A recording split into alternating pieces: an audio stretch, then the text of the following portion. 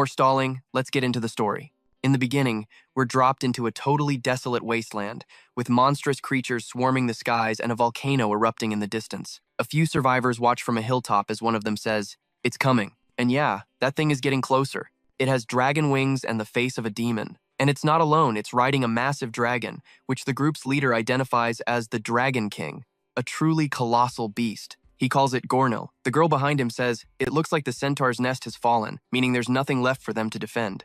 The Signo Knights, the Resistance, the Cross Hunters, every adventurer, including the 6 heroes people saw as their last beacon of hope. They're all dead, and their leader is the only one left, the last adventurer, El Palm. And so he rallies them. This is it, their final adventure, facing down a gigantic dragon ready to swallow them whole. He immediately unleashes a fire spell, but a short time later, the battlefield is nothing but scorched earth. Palm is a wreck, completely broken, bleeding out, with the bodies of his comrades scattered across the ground. But right in front of him, the Dragon King lies dead, defeated by the boy.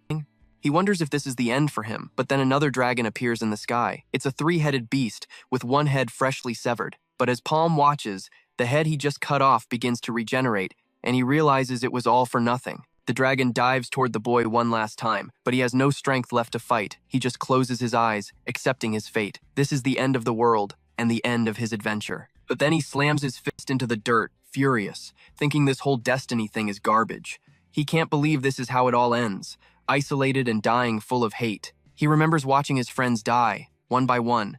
Philip, Jiden, and Alexis too. He whispers that they all sacrificed themselves, then lets out a raw scream of rage, refusing to accept this outcome. He forces himself to his feet and glares at Gornil, thinking it can't end like this. He gathers every last drop of his mana for one more attack, declaring that no matter what, he's going to end this. But the arrow of fire he was summoning above his head shatters as he's impaled right through the stomach. Blood pours onto the ground as the dragon takes its chance, preparing another blast of fire for the boy. As the torrent of hellfire rushes toward him, he thinks he's just a pathetic piece of crap and wonders why it had to end this way. If only he had been stronger. If he just had one more chance, things would have been different. But then, someone throws water in his face and he jolts awake, realizing he's no longer facing a dragon. He has no idea where he is, wondering what the hell is happening.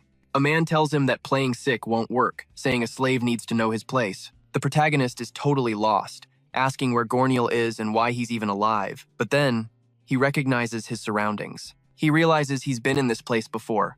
Looking around at the cages and the people, he knows it's the slave market. No freaking way. The slave market was abolished ages ago, but this is definitely the same place. And the slaver, if he remembers correctly, is the merchant who was in charge of him years ago when he was still a slave. It's a perfect match. It hits him. He's gone back to the past. But the bald guy, seeing the kid just staring blankly, gets pissed off, asking what he's looking at as he winds up for a punch. And Palm narrates that on that day, he was sent back to the starting point of his entire story. After taking the hit, he wonders if he's dreaming, but it feels way too real. He just got punched. After all, he can't believe it, but there's no other explanation. Just then, another man from the slave market leads a group that looks like pirates over, saying all the slaves here are perfect to be used as bait. He tells them to pick one, assuring them they're in good condition since they were caught recently. The white-haired guy says he'll take 2. Palm, after a moment, realizes he doesn't need to overthink it. This is his second chance. But rewinding a bit, before our main character even woke up, a group of pirates had just arrived in the city, one of them thrilled to finally be there. A girl in a bunny outfit says that once he does her a little favor, she can buy some potions. Another guy is hawking fish nearby. And one of the younger guys in their crew is ecstatic to be in the port city of Elite. The white-haired guy asks if Raymond is really that happy. He asks Walter if he isn't just as excited as he is. The whole crew is buzzing with energy, because this is the start of their adventure. This was known as the Age of Adventurers, and adventurers from all over the world were creating their own legends and becoming heroes of their own stories. They head to a portal. Beyond these mysterious gates that had suddenly appeared across the globe, there were all kinds of terrifying monsters you'd never find in the Maple world. Countless adventurers died inside those portals, but the unbelievably valuable and powerful items found within drew in anyone who dared to dream big. But Walter says they need some bait, which throws everyone off. He explains they can't make a solid plan until they know what's waiting inside the portal. Too many adventurers had died because of unexpected variables, and that's exactly why they need a slave to act as a decoy. The ninja-like girl in their group figures they need someone to draw attention while they escape, calling it a solid plan and agreeing with him. They head to the slave market, commenting that the merchandise looks pretty good and worth the price. And so, Walter decides to buy 2, one of them being our protagonist. He hauls them both to the portal and says they'll mark the pillar to let others know they've claimed it. Looks like no one else is inside yet. That means they'll be the first ones in. He looks back at his friends and asks if they're ready. They all agree, stepping through the portal with the slaves in tow, but our protagonist immediately senses that something is off about this place. When he looks up, he sees a mysterious forest filled with giant mushrooms. He's never seen a place so bizarre. It's completely different from what he'd imagined. But Walter tells them not to be so nervous and motions them forward, saying portals usually form far away from monster habitats, so it should be clear for now. He then adds a warning, saying they can't use the same portal to get out, and that they'll have to find an exit portal first. But just as the ninja girl looks back, a monster lunges out of nowhere and sinks its teeth right into her torso. Everyone freezes, shocked that a monster was right there.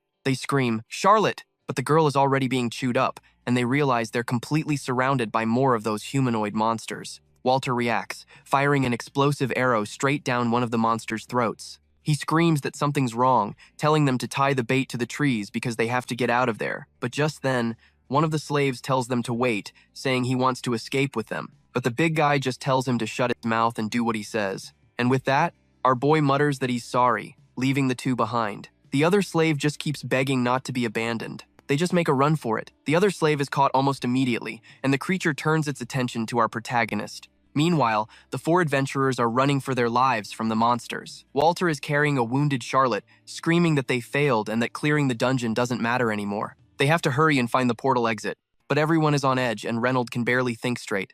The big guy grabs him by the collar, yelling at him to get a grip. He tells him to do what Walker says and calm down, insisting that even though they failed this time, they can always prepare and try again. So he can't give up. He has to focus on the present, promising that they're all getting out of here alive. But another one of those monsters appears, proving him dead wrong. It smashes the big guy into the ground, killing him in a single hit. Walker screams Taryn's name, but he's already gone. Nothing left but a mangled hand reaching for the sky. Reynolds completely loses it and starts screaming. Walker tries to do something, anything, launching another fire arrow. But this monster shows it has more than just its fists, shooting out a frog-like tongue that wraps around Walker's neck and yanks him into its mouth. And just like that, he's finished too. The only one left is Reynolds, who runs away screaming for help, but the monster is right on him, ready to devour its final meal. When it grabs his leg, he panics, feeling it being torn away. That's when he looks up and sees the bait he left behind. Our protagonist. "You're alive!" he yells. "Quick, help me! Everyone else is dead. It's just us two now," he begs, saying he's sorry for what he did, that he didn't want to do it. He whines that he can't get out alone, and that it's better to have more people. "So please," he begs, "you have to help me." But our protagonist just stares back at him with completely cold eyes. Reynolds gets desperate. Instead of just standing there watching, "Do something," he curses. But our hero just cracks a tiny smirk. He walks a little closer, saying, "I don't know. Seems like I'm a little late. Looks like you're fated to be torn in half." But Reynolds uses his last breath to laugh and curse the protagonist. "You really think you'll get out of here alone? You're next." The monster, however, finishes the job, chewing him up until only an arm is left hanging out. Now, it turns its gaze to the protagonist and charges. But the boy just says, "I'm not dying here," and attacks the beast. He grabs a staff off the ground for his fire arrow skill, noting that a low-tier skill is perfect for his current ability level. But he thinks that this isn't enough. An adventurer needs more than a single weapon. Otherwise, there was no point in coming back here at all. Then, he spots a foot nearby. He remembers that some guys hide valuable items in their shoes. And sure enough, he finds a ring. It glows on his wrist, and he realizes it's a telekinetic ring. Just then, he hears more monsters approaching from all sides. He's surrounded. He can tell they're drawn to the scent of blood. The creatures lunge at him, and the protagonist begins to take them down with ease. One of them shoots its tongue at him, snatching the spear from his hand and snapping it in two. Our protagonist looks surprised for a moment, but the monster behind him is instantly stopped by a fire arrow. The boy calmly kills that monster and decides to test out his new ring. With a thought, the arrow he launched is controlled by the telekinetic ring, zipping through the air and slaughtering all the monsters around him. With a single arrow, he wiped out everything that was hunting him. He knows he can't keep this up for long, and some of the remaining monsters, seeing his power, actually look scared. He thinks it doesn't matter, but then senses something and dodges an attack just before it hits him. He realizes his fire arrows aren't working. He looks at his staff, but it doesn't seem broken. He wonders if the skill is on cooldown. Just then, another monster attacks from the side. But our boy decides to go primal, simply beating it down with the staff. Realizing he has no choice, he goes on a rampage, crushing monsters with pure brute force. He wonders how many are left, right before he's able to activate one more arrow. He launches it towards the horde. It kills the first one, then zigs and zags, wiping out every last monster that was chasing him. And then, the girl who was bitten at the beginning speaks up. Realizing he's not just some ordinary slave, the protagonist is surprised she's even alive. She starts talking about what she saw, his mastery with a spear and with magic. "Who are you?" she asks. He thinks to himself that she was lucky, or maybe unlucky would be a better word. She then asks why he has that staff, and points out the item on his wrist. "How did you awaken your powers when you're just a slave?" Then she asks, Did you plan this entire disaster?" But the protagonist just looks at her and asks, "Are you done talking?" She's confused. He apologizes, but says she's got it all wrong. "Nothing would be different even if I had planned it. I would have killed you all anyway." "What kind of crazy talk is that?" she gasps. And our protagonist simply says, "I absolutely despise people who use slaves as bait," as he prepares a fire spear aimed right at her head. Sometime later, back in the city, everyone is stunned. A bait slave returned on his own. Our protagonist walks through the crowd thinking, "The die has been cast. I have to hurry to prevent fate from repeating itself. First, I have to set myself free." In front of one of the authority buildings, a man named Abes is shocked that a slave returned alive. His subordinate confirms it, saying he apparently came back without a single scratch. But Abe's questions what's so strange about that. It's not unheard of for someone used only as bait to return safely. But the subordinate replies that every adventurer he was with died inside the dungeon. Abe's is shocked. So he's the only one who came back alive? That is definitely strange. And on top of that, he didn't run away. He walked back on his own 2 feet. They say people who are forced into slavery because of debt will just end up as bait again, even if they return. And yet, he didn't flee. That means he knows he can't escape their reach so easily. The only way out for people like him is death. Abe's then asks if this is how the Garf Merchant Union deals with slaves. He demands to know why he had to hear a report on something so trivial. The man says there's something else to report. That slave unlocked the first circle. Abe's is even more surprised. A bait slave who's now at the first circle. He realizes a slave like that would harbor a lot of negative feelings toward the Merchant Union. If something goes wrong, this could get very bad. The subordinate adds that he requested a change in his contract. Abe's questions this. Learning that the slave wants to be registered as an adventurer, Abe's is completely stunned. A slave with no rights dares to demand something like that? He remarks that the boy clearly doesn't know his place, but the subordinate reports that Hakan himself ordered him to personally handle this matter. Abe's is shocked that the order came directly from Hakan. An executive of the Garf Merchant Union is taking an interest in a low-class slave? He thinks to himself, it can't be because of that. As his subordinate leaves, he thinks about the bait who wants to be an adventurer, completely baffled. It's said that under Empress Cygnus, the status of slave shouldn't exist, but that's just empty talk. In this world, humans were always slaves to one thing, meso, their currency.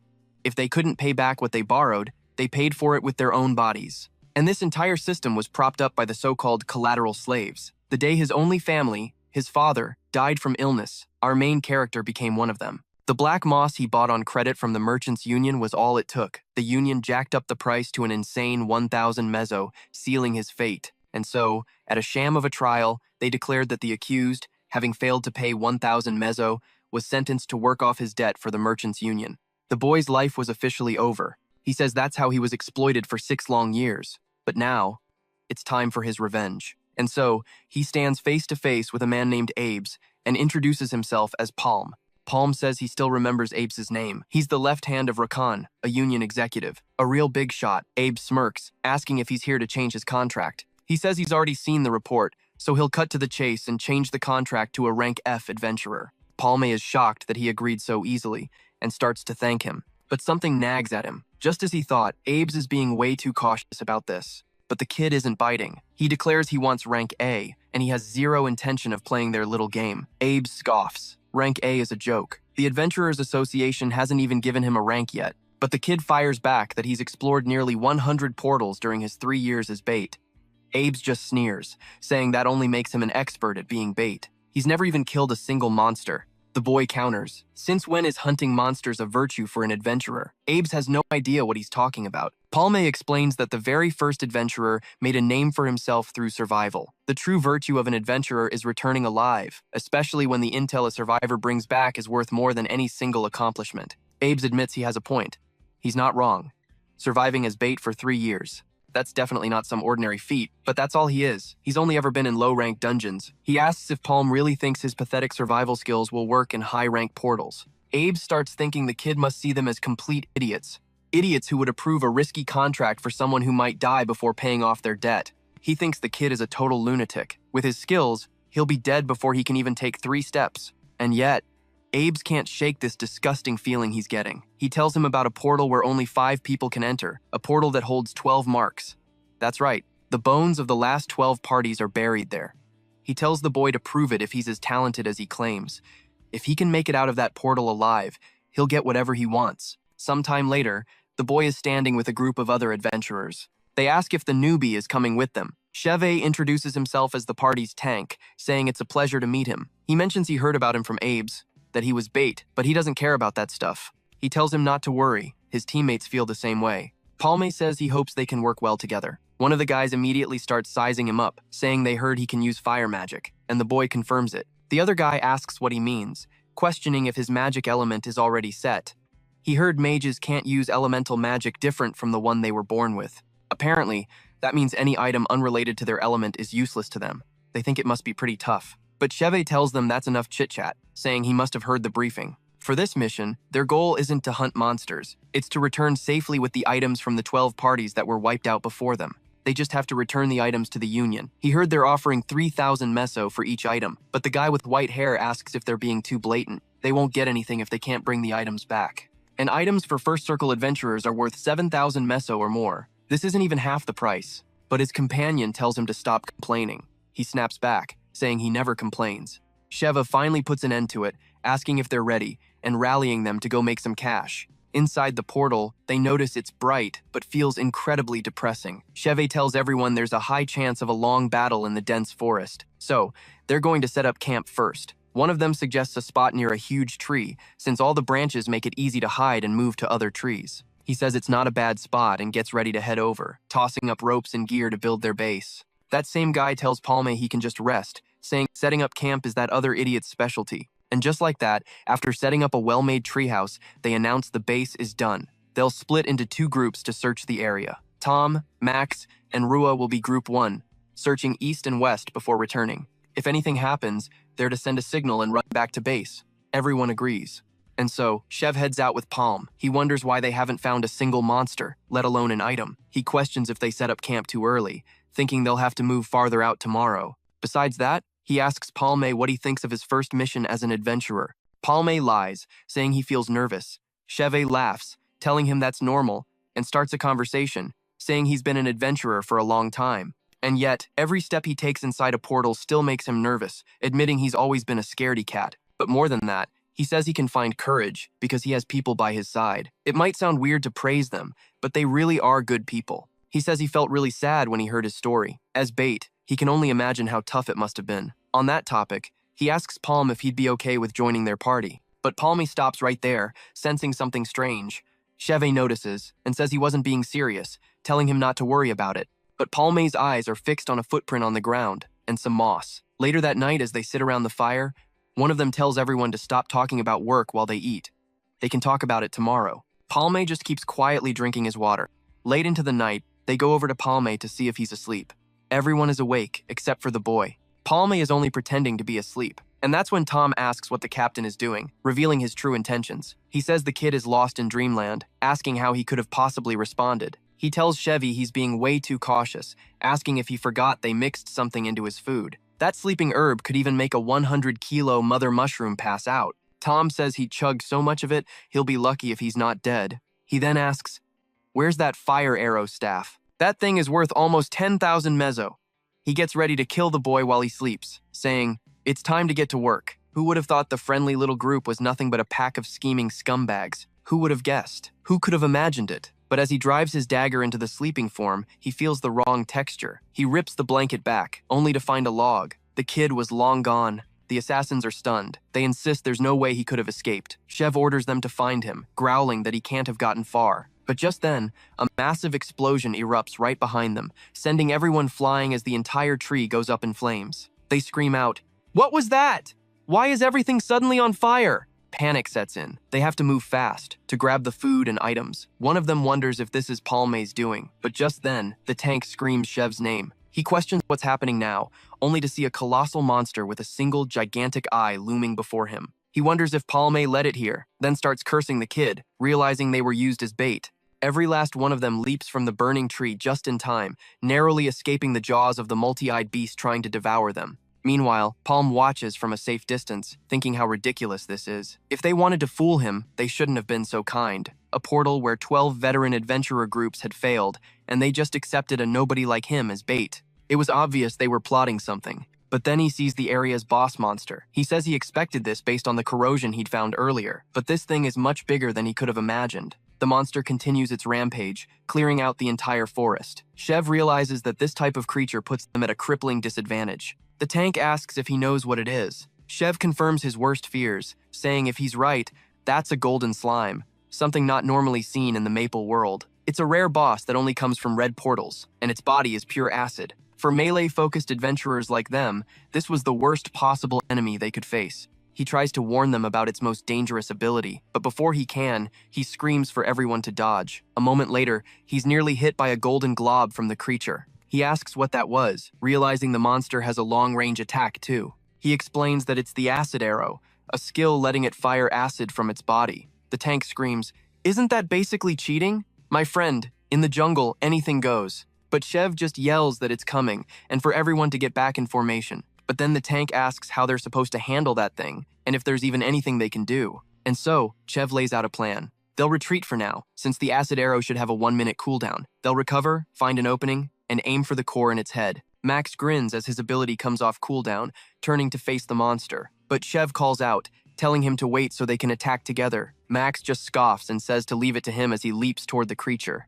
And so, as he gets close to the beast, Max is sliced clean in two by its arrow. He stares in disbelief, wondering what's happening. There should have been 10 seconds left on the cooldown. My friend, the deaths in this manhwa are absolutely brutal. The author doesn't pull any punches as the monster stares them down. It then unleashes a volley of mucus on them all, and the entire backstabbing crew is completely decimated by the acid. The protagonist notes that it looks like it's over, telling Chev that his words weren't wrong. However, a golden slime gets stronger based on the items it eats, and its ability cooldown decreases as it powers up. Its size is abnormal, and the recharge time on its acid arrow is almost non-existent. Now he understands why the previous groups failed. This thing has surpassed its own class, growing so much that it's at the level of a yellow portal 2 ranks above a red one. He declares that this is no longer a monster a first circle adventurer can handle. He's certain there are no items left in this dungeon. It seems the mission has failed. He remembers Abe's telling him to prove himself. With that, Palme charges toward the slime. The slime continues to shamble along until it senses something approaching. The protagonist's fire arrow hits it,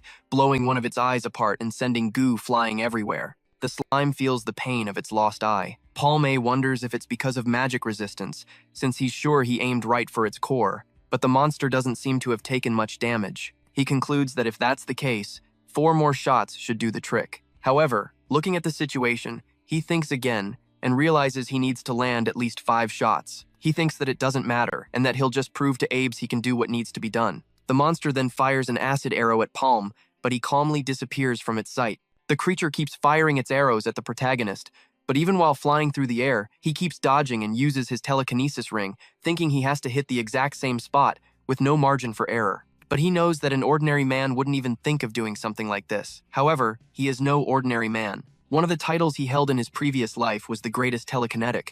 And so, he uses his fire arrow along with that attack. Once again, he hits the same spot on the slime and thinks that he needs 4 more shots. The slime launches its shot at the boy, who starts running through the trees to escape with everything he's got. He grabs a rope and throws another fire arrow, hitting the same spot again. He thinks that he needs 3 more. The slime gets more and more enraged, attacking the protagonist with everything it has. But the boy continues to dodge, even in midair, preparing to launch another arrow. And with it, he hits the same spot. Now there are only 2 shots left. He continues to use his telekinesis on his dagger to stay in the air and launches another fire arrow. But the monster dodges. He realizes that for its size, it's pretty fast, but he thinks it's useless, once again grabbing the fire arrow that missed and attacking the monster in the exact same spot. And so, its core becomes visible, and with that, the protagonist appears right above the creature and goes straight for the final attack. However, the slime is no fool and sees that the protagonist is close enough, creating a hand to grab the boy. As it brings down its hand to swat him like a mosquito, the protagonist looks back, then activates his ring. With that, the dagger sticks into the ground, pulling him out of the path of that massive hand. The moment he lands on the ground, he activates his fire arrow once again towards the monster's face, but the slime puts its hand in front to protect itself. Palmy just smiles as the arrow heads toward the hand, but then it makes a beautiful curve right in front of it, hitting the core exactly.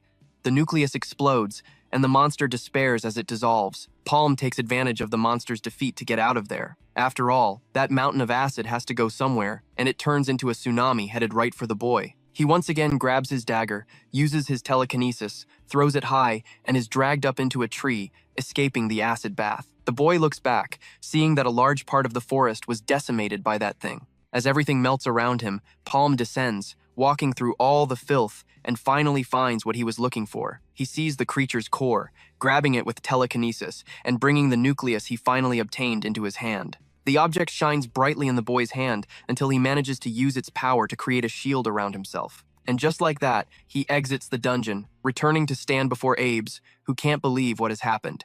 Abe's realizes that it seems the boy wasn't just showing off after all, but he thinks there's something strange here, since he came back alone again, and without the item he was hired for. However, the boy says that the ones he put in his group were amateur hunters who plotted to steal his items. And when he left to avoid them, they encountered the boss, and it seems they all died. Abe's is surprised that they died to the monster. A gold slime, he stated. Abe's mind reeled. If that thing was in there, then every single item inside that portal was melted into slag. The kid confirmed it, and Abe's was pissed. All that rented gear from the Merchant Union was completely destroyed, a loss he couldn't just ignore. But the real problem was that this kid actually came back alive. See, there are some hard rules when it comes to portals. First, there's a strict head count, and only the number of people marked on the entrance pillar can go in. After that, the gate locks down until every last person inside is wiped out. And second, there are entry limits based on the gate's difficulty and a person's circle level. The difficulty levels are color-coded, from red to purple. Anyone with a circle level higher than the gate's rank can't get in. And third, you only get one shot, which is the biggest pain when dealing with these things. If someone who enters actually survives and gets out, the portal they used shatters, gone forever. So, if the adventurers inside don't die, there's no second chance to run that portal. Abe's knew the gate was a lost cause. Honestly, a gold slime was way out of a First Circle Mage's league. He sighed, saying he understood that only the kid made it out alive.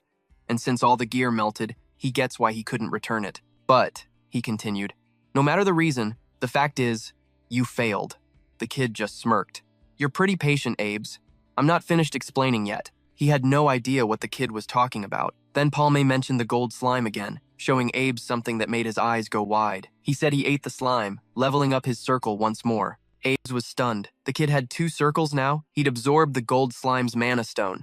Palm just shrugged, thinking that should be proof enough. Now, as promised, Abe's had to give him a rank E promotion, but he shook his head. I'll give you rank D.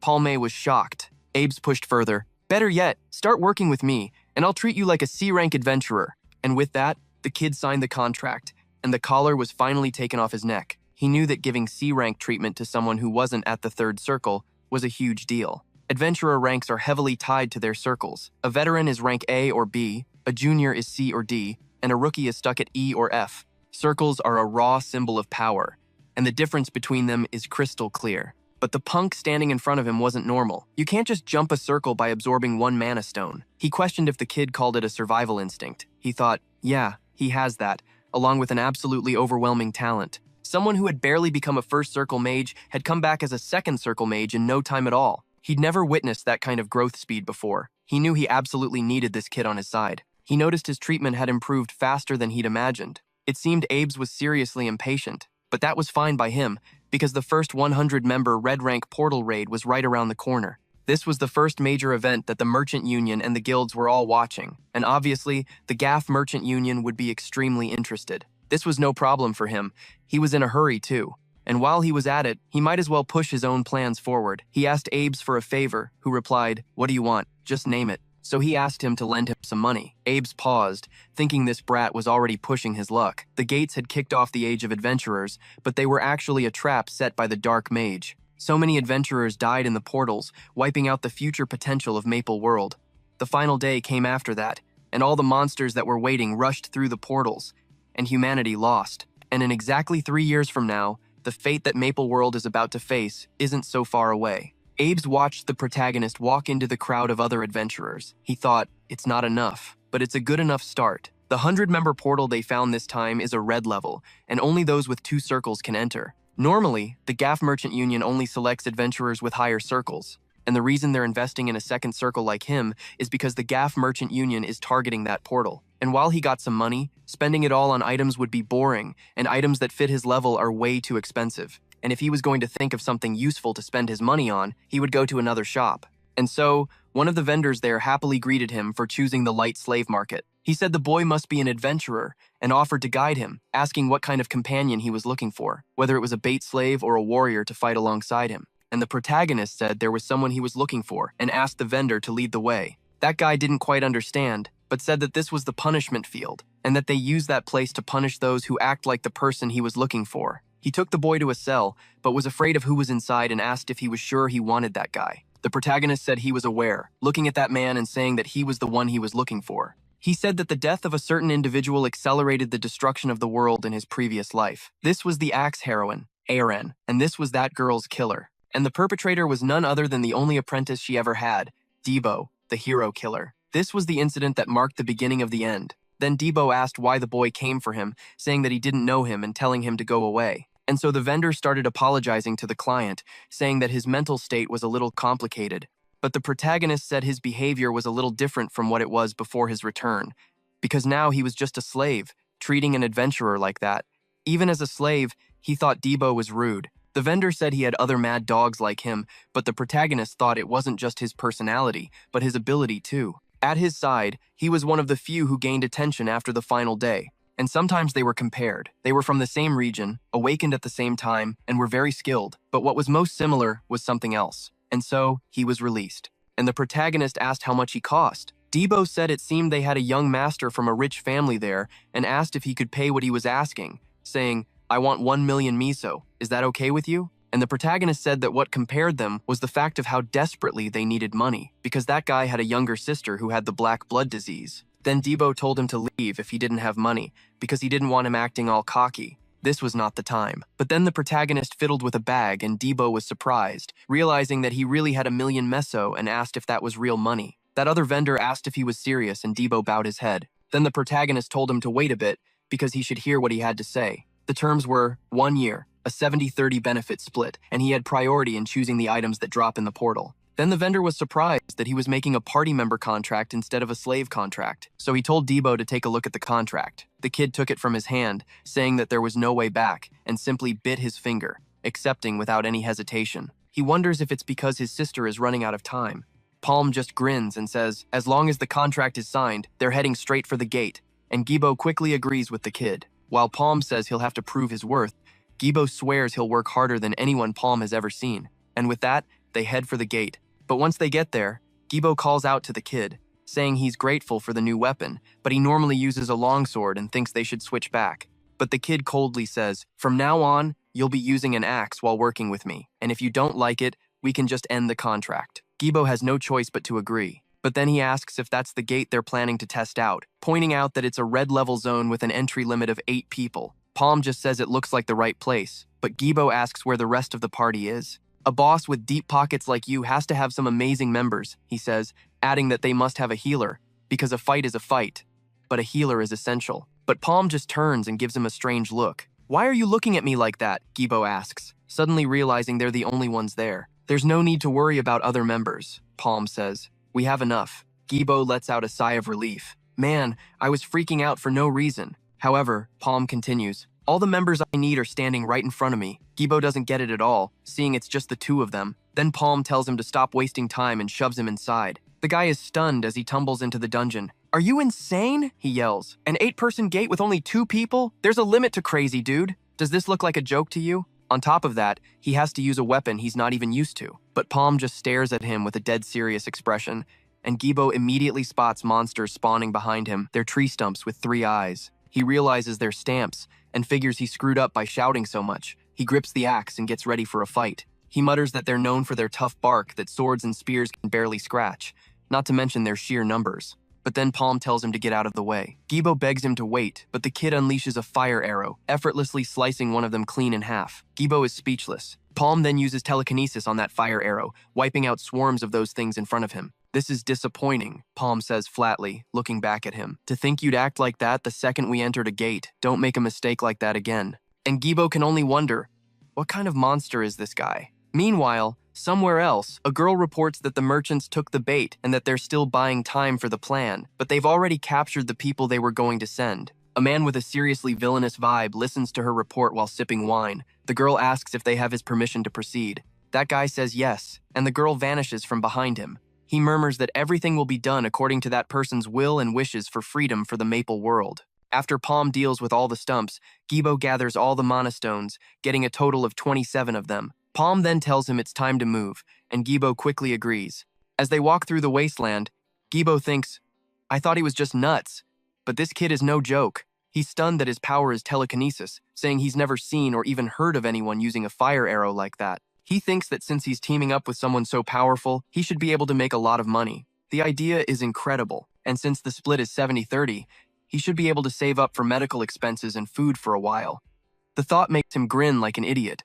But Palm suddenly says, found them. He doesn't understand. I found another group of stamps, Palm clarifies, and Gibo sees about 9 of them. A perfect number, Palm says. Gibo asks, perfect for what? But Palm is staring right at him, and he gets a sinking feeling about what he means. And so, Gibo throws a rock, catching the attention of one of the monsters. He appears above it with his axe, ready to chop some wood, splitting the stump in half as the others get spooked. Gibo starts complaining in his head, asking why he has to fight these bastards all by himself. He's never used this type of weapon, so it's super irritating. And even if he had 10 lives, it wouldn't be enough to take down all these monsters. He thinks his boss is a truly insane bastard, making him fight alone against all these things. Palm recalls him saying he's only ever used swords, and thinks it's pretty obvious from how he moves. But he'll soon realize the axe is the weapon that will make him stronger, he thinks. There's no doubt he's talented, especially since he's the only apprentice chosen by the axe heroine, Aren.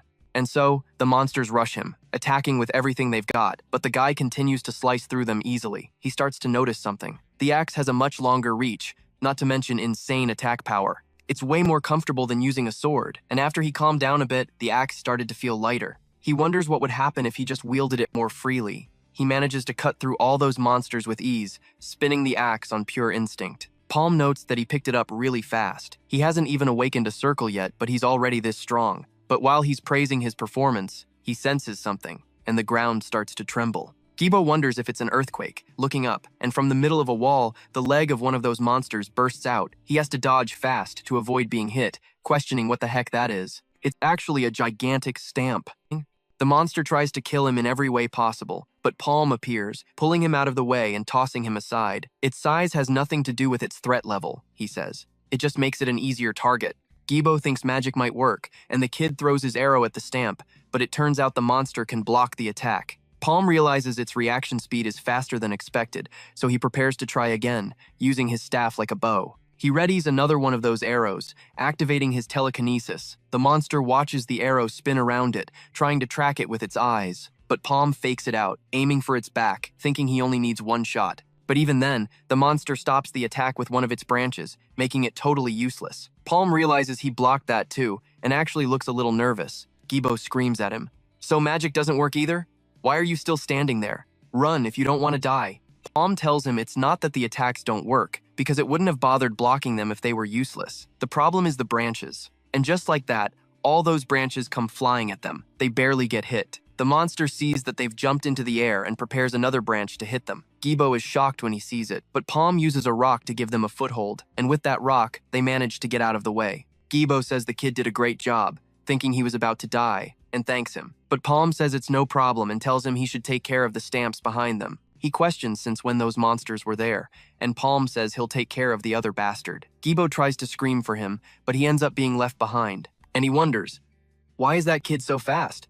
Palm then rushes the monster, launching another one of his arrows. Gibo is desperate, thinking they can't possibly beat this thing without a plan and that they need to run. Watching Palm's fight, he sees the monster block his arrow one more time and says, "See? Just like I said." But the monster ends up getting hit in one of its eyes. Gibo was stunned that he actually managed to land a hit, while the protagonist unleashed arrow after arrow. He muttered that the branches were moving way faster than he expected, making it impossible to use telekinesis and attack at the same time. However, since he was a second circle mage, he could cast 2 spells consecutively. So he fired one arrow to bait the monster's defense, and a second one to rip its branch clean off. Debo thought it was absolutely incredible. Hiding a fire arrow right behind the first one was just insane. No matter how fast that thing was, there was no way it could block 2 attacks in a row. He was shocked, realizing that even the mighty Stamp was defenseless against an attack like that. This kid was more of a monster than he thought. But as he was watching the fight, he realized something was terribly wrong and screamed for Palm as several smaller Stamps were creeping up on the boy. He yelled for Palm to watch his back, realizing in horror that he'd let some of the creatures slip past him. But Palm just smirked, redirecting the arrow downwards and wiping out all the monsters surrounding him. He glanced at Debo, asking if he couldn't even handle those little ones. That just made the big one furious, and it launched another attack on the boy. But the protagonist was too quick, vaulting over the rocks and dodging the creature's rampage. He knew that if he showed an opening, even for a split second, the monster would take it. While he was mid-air, a vine whipped through the air, nearly taking his head off. But Debo appeared at the last second, tackling the protagonist to the ground and slicing the root with his axe. He growled that he just saved Palm, and that he'd better take back what he said. Palm just grinned, saying that he was finally acting like a partner as he knocked more arrows. Together, they were fired up to finish off the damned beast once and for all. With their morale boosted, Palm launched 2 fire arrows at the monster, causing a huge explosion across its body as it struggled to block one of them. Debo then charged in, slicing at it with his axe. The protagonist, seeing this, noticed he was attacking from the sides and was about to be hit. But Palm shouted for Debo to take the right while he handled the left, and the two cut through the roots, rushing the monster again. Debo began to circle its body, jumping and slashing everything he could, but he was slammed in the ribs and coughed up blood everywhere as the monster nearly swallowed him whole. However, the protagonist levitated a rock under the boy and, like he was riding Goku's cloud, quickly pulled him out of there. But then another root smashed the rock he was on, destroying it and sending him flying. The protagonist realized this was getting too problematic, summoning even more stones and making him land on one of them. But the monster attacked him again. He realized there was no escape and began hopping across the stones to try and dodge the creature. The protagonist, for his part, continued with his fire arrow, circling the monster's entire body and drawing its attention. And when the tree turned its face to look at the main character, Palm yelled for Debo to end it, and he brought his axe down, hitting one of the thing's eyes. And so, the creature that had 3 eyes now had 2 on the same side and began to suffer, screaming from the blow. But Debo let go of his axe, jumping back and leaving the weapon behind. He shouted that it wasn't over yet and charged back at the thing. The protagonist, in turn, used his telekinesis to grab the axe and throw it into the boy's hand. Debo caught it in midair and told the thing to get ready, because it was time for dessert. And once more he struck another of the creature's eyes, which screamed again from the pain inflicted on it. And so he was thrown backwards, tumbling and landing right in front of the monster. The tree even lunged with its mouth to try and bite him, but the protagonist shoved his fire arrows into its mouth, launching both of them deep inside and causing a massive explosion in its core. Then, with its core destroyed, the monster began to catch fire, and Debo, looking at it, felt more at ease. Palm approached him, saying he did a good job, and Debo said the boy did too. With that, they finally managed to destroy that monster. Sometime later, elsewhere, in a very humble house on the outskirts, Debo's sister was eating alone, thinking that it was getting late and she should eat quickly, go to bed, and be grateful for the food. But then someone knocked on her door, and she opened it, asking who it was, and got the shock of her life, realizing it was her brother. He said that he was back, and the girl began to tremble, crying with emotion. But she stayed strong, just hugging her brother and thanking him for coming home. Meanwhile, the protagonist went to another place, all beaten up. And inside that house was a picture of him with his supposed father. But that person was lying in bed in a rather dangerous situation, because he was beyond saving. The protagonist, looking at this, felt a wave of sadness. And the only thing he could do for that person was to activate his fire arrow, setting that house on fire and simply leaving it behind. Sometime later, Abe's was in his office thinking that this was going to cause problems, because the portal of the 100 was about to appear. So he wondered how he should organize what had appeared before him, because Rockin would be in charge of things this time, and if he failed, it wouldn't end well at all. This time, all 10 of the top merchant unions would be focusing on clearing that portal for epic or higher quality items. They are basically guaranteed in the portal of the 100, and even a legendary item might appear, but that doesn't mean it will be easy. Because the 3 Natasha sisters from the Goldrick Merchant Union are so powerful, it's hard to believe they are only second circle adventurers. Then he said that Trio is so powerful that the second circle adventurers from the Gafford Merchant Union can't even compare. And if he were to analyze it objectively, it wasn't just the Goldrick Merchant Union. All 10 unions would be sending their best teams, and his Gafford Merchant Union is easily surpassed by all of them. He was a little hesitant, but he thought about Palm, then noticed someone dared to enter without knocking. And when he looked, it was someone he knew very well, Mr. Rakan. He asked if Abe's had already prepared the list of groups that would clear the portal. Then he apologized, getting up from his chair and letting Rakan sit. He said it's not like him to be late, asking what he thinks of the boy from before. Then he said that damn Palm has some circumstances to consider because they know he's talented, but they have no way of knowing how much. And last time, Shev's entire group was killed, and that's the reason for his skepticism. So Rakan asked if he wanted to test him again, because it just so happens there's a great place for that. And he said that, of course, he should just gather all the groups he's considering, all to be practical. And Rakan said there will be many witnesses this time. Meanwhile, the protagonist went with Debo to another gate. He said it seems like a lot of people are going this time, saying that's how it should be. Then a guy went to talk to the protagonist, asking if they were the guys from the 5th group, because 2 people with a history of slavery didn't make him very happy. The protagonist didn't like what was happening at all, noticing that they were clearly unfriendly and trying to say that slaves would only get in the way. He thought it was normal for experienced groups to think like that, and it seemed that everyone was between the 1st and 2nd circles and were totally different from Shev's group. They were truly professionals who didn't need bait. Then Abe's arrived, asking if everyone was there, and the protagonist was surprised that he had come in person. Abe said he would be direct, and they would proceed with a test now and he would give them a chance to show their skills. And that pirate-looking guy asked if he was going to give them a chance, and Abe said that's right, a chance to go to the portal of the 100.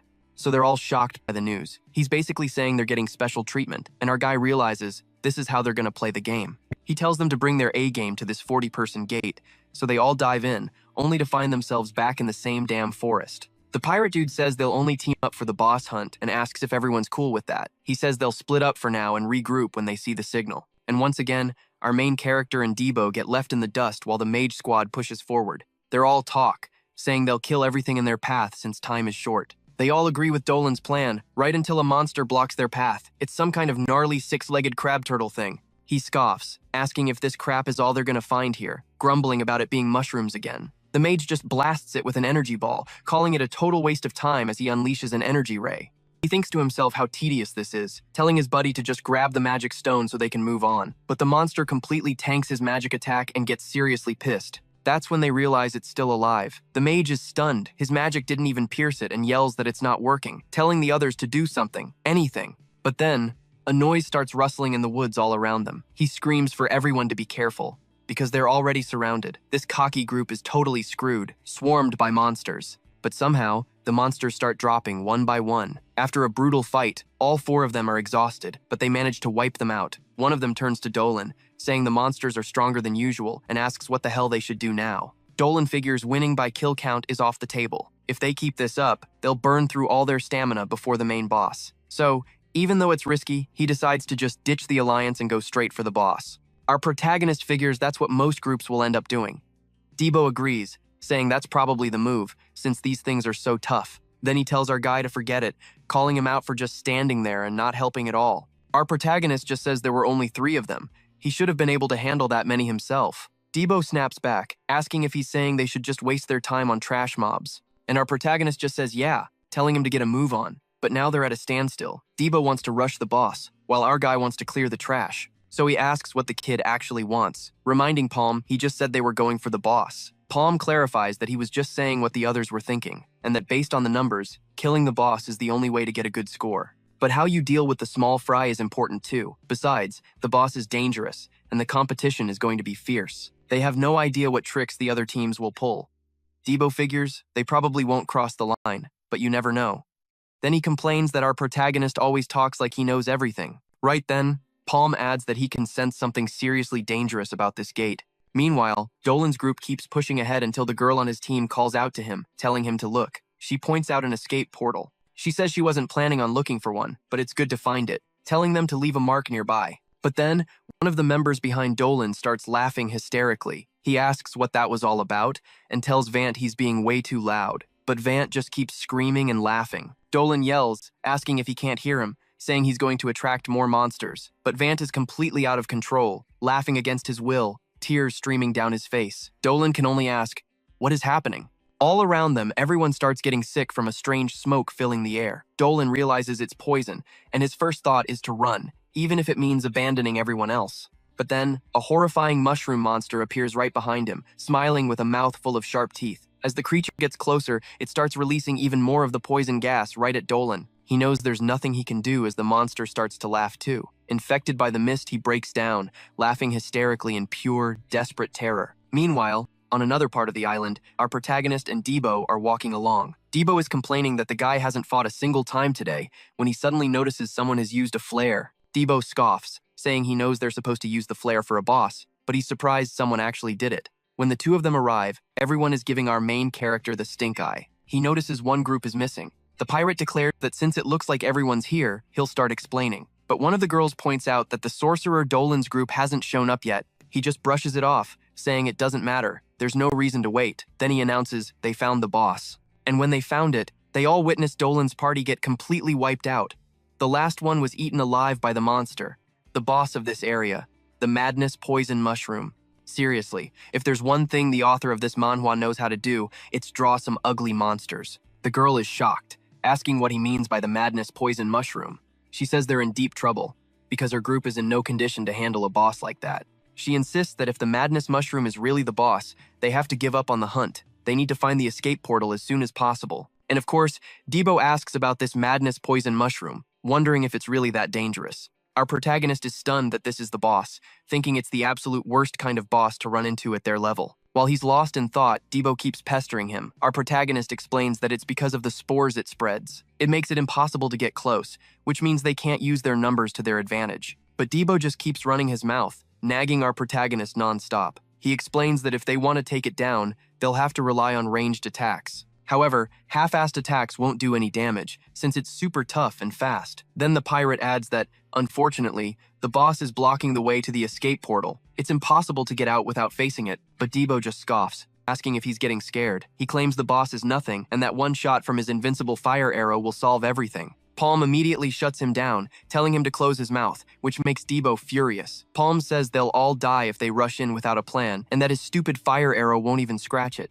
Debo looks completely shocked. Palm explains that even the small mushrooms in this gate are total tanks, so they have to assume the boss is even tougher. The pirate gets all pissy that they're wasting time on something so obvious, muttering that this is why slaves are slaves. One of the knights tells Iboru they don't have time for this nonsense. They need to figure out how to get the hell out of there. But then our protagonist raises his hand, offering 50,000 mesos. Iboru asks what the hell he's talking about. Our guy says he'll give 50,000 mesos per person, and since there are 30 people here, that comes out to 1.5 million mesos. He tells them to take the deal and act as bait for everyone else. Debo is completely floored by what he's hearing, screaming, "What the hell is this?" But Iboru just tells him not to get cocky. He sneers that he might be used to those slave tactics, but he shouldn't think it'll work every time. He says this boss isn't the type to be easily lured away. If they follow his plan and fail to draw its attention, dying in the process, everyone else will be dead in an instant. He says slaves just get in the way in high-rank gates. Then he adds, "Putting that aside, what's wrong with that guy next to him?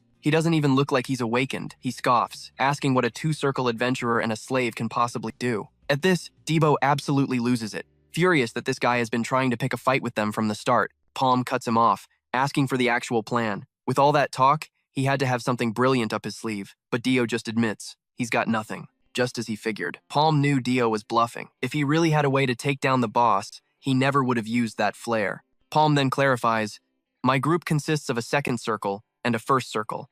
Dio glances at his arm, stunned by the new mark that appeared. Whoa, when did this show up? A cocky grin spreads across his face as he thinks, "Heh, I'm a genius." Palm then asks, "Doesn't Baroa's group only have 1 or 2 second circles?" The guy realizes the kid is right, but the girl from their party steps in. "Wait," she says, "if you're really going to be the bait for us, we're willing to pay. However, they don't have the full amount on them right now." "Not a problem," our hero says coolly. "You can pay us when you get out. And if you don't make it out," he continues, "just consider it a noble sacrifice." He tells them everyone has to agree to the terms, and leaves them to make their choice. A short while later, near the exit portal, the monster was feasting on the remains of the last group. Suddenly, a flaming arrow ripped through the air, heading straight for it. It takes the hit dead center in the face and is instantly shrouded in smoke. Our hero tells Dio, "We move the second the boss spots us." Dio, confused, asks, "Why would we do that?" And sure enough, the boss notices them, its eye glowing with the cold promise of death. It lets out a chilling laugh and charges straight for the two of them, hungry for the kill. Our hero sees it coming. "Why is it so fast?" Dio yells, as they both pull masks over their faces. The monster barrels toward them with a crazed look in its eyes, giving it everything it has. The two of them run for their lives, a strange mist chasing close behind. The girl from the other party shouts, "Everyone, run now! Hurry and activate the portal before the bait gets killed." They slam their hands on the pillar, and the portal begins to shimmer into existence. Everyone prepares to make their escape. But just as Dio is making a desperate sprint, more monsters appear right in his path. He starts getting seriously pissed. "Do I look like an easy target to you?" he roars, imbuing his axe with flames. "Just get out of my way!" He unleashes his explosive cleave, tearing through several of the creatures at once. But then, the psycho mushroom appears right behind him, its massive jaws wide open, ready to finish the kid off. But our protagonist is faster, firing another flaming arrow that slams right into the creature's mouth. The monster staggers back, wounded, but it's still laughing maniacally. Our hero fires another arrow, but this time, the mushroom dodges with shocking speed. However, our hero uses his telekinesis, making the arrow whip around mid-air and chase after the monster. The arrow zips and turns, trying to land a hit, while the mushroom scrambles like a cornered insect, dodging frantically as it lunges for Dio, trying to grab him. "Palm! It's gaining on us!" Dio yells. But they're already nearing the edge of a ravine. Right at the last second, they leap across the chasm, the mushroom's claws missing them by inches. From the other side, Dio taunts the creature. "Hey, eat this!" As it looks up, our protagonist fires another flaming arrow that smashes right into its face. The force sends them both tumbling into the river below. Dio crawls out of the water, coughing and sputtering. "That damn mushroom almost killed me," he complains loudly. Palm calmly dries himself off as Dio continues his rant. "What the hell is that thing's problem? Didn't you hear?" Palm asks. "That's the area, boss. Looks like we'll have to prepare better if we want to kill it." Palm is completely unfazed. Dio just stares at him. "Kill it? Are you serious? I must have heard you wrong." "No, you heard me right," the kid replies. Dio can't believe it. "Are you kidding me?" Palm just shrugs. "What's the problem? Isn't that why we came here? To hunt the boss?" Dio throws his hands up in frustration. "That was before we knew the boss was the infamous madness mushroom. Haven't you ever heard of a strategic retreat?" Palm calmly states. "You can't re-enter a portal you've escaped from." "I know that," Dio yells back. "But shouldn't we get out of here? Our job as bait is done. How are we supposed to kill that thing when your arrows didn't work? Didn't you say we'd die if we tried to fight it?" But then, Palm replies coolly, "The situation has changed. Now that our competition is gone," he explains, "we're basically a free meal. Besides, we're in line for a massive bonus." "What's the problem? Are you really thinking about breaking our contract?" Dio stammers, "No, I wasn't thinking that. Fine, but you better give me a huge bonus for all this." "Of course," the kid says. "But just tell me one thing, Palm," Dio demands. "How are we supposed to kill that thing when melee and ranged attacks don't even work? I'm not throwing my life away on an impossible mission. Is there even a way to kill that thing?" Meanwhile, back outside the portal, Abe's is surprised to see them emerging. "Isn't that a little too fast for a 40-person portal?" He turns to Jabari. "So, how'd it go? Looks like you're missing a few people." She just shakes her head. "We failed. Dolan's entire group was wiped out, and Palm is still inside. We only escaped because Palm and his partner acted as bait. It's impossible to kill that boss with our party." Abe scoffs. "What are you talking about? So you did nothing but run with your tail between your legs?" "The boss was the infamous madness mushroom," she protests. "There was nothing we could do." He throws his cigar to the ground and crushes it. "All right, everyone, let's head back," she pleads. "Abe's, wait. Palm's group isn't out yet. The portal is still active, so they must be alive." But Abe's just sneers. "They're not going to survive. It's only a matter of time. You said it yourself. It's the madness mushroom. If you want to wait, be my guest. I don't have time for this." He starts muttering, cursing the useless adventurers. "Looks like their luck just ran out. It's impossible for a two-circle mage to kill a madness mushroom. Average adventurers like them are worthless to me," he thinks. "The kind of person I want is someone who can overcome any obstacle." Back inside the dungeon, our hero aims his flaming arrow into the deep woods. Abe's continues his inner monologue. "What I need is someone who makes the impossible possible." At that exact moment, the boy is about to release his arrow. He turns to Dio and says, "Let the hunt begin." And with that, he lets it fly. The arrow streaks through the forest. This boss is faster and tougher than any they've faced before. On top of that, it uses poison, making things even more difficult. In a situation like this, the best strategy is to keep your distance and attack with overwhelming power from afar. But a normal fire arrow just doesn't have that kind of force. However, if he uses telekinesis to make the arrow spin at high velocity, its penetrating power increases drastically. This is a technique he can only use in the Maple world, an idea he came up with by studying how a bullet works. The skill that makes the impossible possible. Revolver. The spinning projectile rockets towards the mushroom, hitting it dead on and piercing straight through its tough hide. From a huge distance, he not only hits the monster, but also slices through several trees in the process. The mushroom is left with a gaping hole in its chest. I was aiming for its head, where the core is, he thinks. But it looks like I missed. The madness mushroom begins to bleed its toxic purple blood everywhere. This is about to get even more problematic, he mutters. The monster whips its head around, searching for its attacker. Then, it finally spots the faint glow of our hero's mana and begins charging straight for him. But the kid lets another arrow fly, only this time he misses, failing to hit the thing's head. He grumbles that it's tough using the revolver while it's moving, and the real issue is the reload time. He has to finish this before the beast climbs up. But it's already so close, scrambling on all fours like some rabid dog. The monster reaches the base of the cliff, but as it gets closer, it senses something is off. That's when Palm shouts to Gibo that it's time. He preps their plan and yanks a rope, tripping the monster. It stumbles and faceplants right into the mud. From the middle of that gooey mess, the creature looks up, confused, and Palme yells to get its attention. Just then, Gibo charges from behind, slamming his huge explosive axe right in the monster's face with everything he's got. The axe flies back to his hand as the monster readies its venom. Gibo smirks, finally able to breathe, and taunts the monster. Come on up, the air's nice and fresh. Why don't we play now? With one of them high and the other low, Palme thinks the conditions have been met. He recalls that the mission's focus was to lure the monster into the swampy area. After all, the first rule of hunting is to neutralize your prey's strengths. He knew this should guarantee the creature's strongest weapon would be useless. The monster tries to spit its venom, but the thick mud completely blocks it. Gibo laughs. What's wrong? You a little mad because we plugged up all the holes in your face? He taunts. Too bad for you. Then swings his axe wildly, blasting the monster with explosions. He whips his axe like a chain, sending it flying straight for the creature. But the mushroom freak actually catches the axe right out of the air. But Gibo just flips his axe, swinging it around and hitting the mushroom from all sides.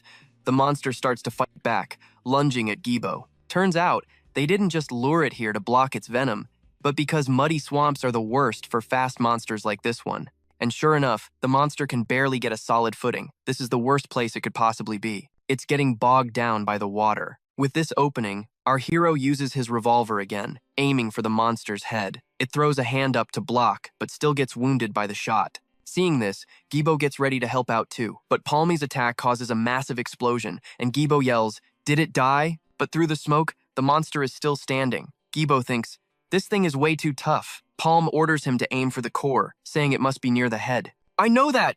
Gibo shouts back, hurling his axe. But just as it's about to hit the monster's head, the creature snags the handle. Gibo is stunned, and before he can react, the monster yanks him flying through the air into the swamp. But Palm immediately steps in, refusing to let his partner be killed. Using telekinesis, he slams a whole tree trunk right into the monster's face. Gibo grabs onto it as the monster staggers back. Gibo uses the chance to swing to the other side, kicking the monster's head before leaping away. He lands perfectly on a plant root, avoiding the swamp. He immediately prepares to attack again, jumping from that spot onto some nearby rocks. Meanwhile, Palme uses his telekinesis to surround the monster with mud, piling it on to block its pores. And right in the middle of that mud tsunami, Gibo appears on the other side to launch another attack with his axe. However, the monster sees his shadow and defends, but it's a feint. Gibo isn't there, surprising the creature, which gets attacked from behind instead. With a single clean and powerful strike, the kid slices the thing's head clean off. The mushroom head falls beside its motionless standing body. Completely exhausted, Gibo gives our hero a thumbs up from below.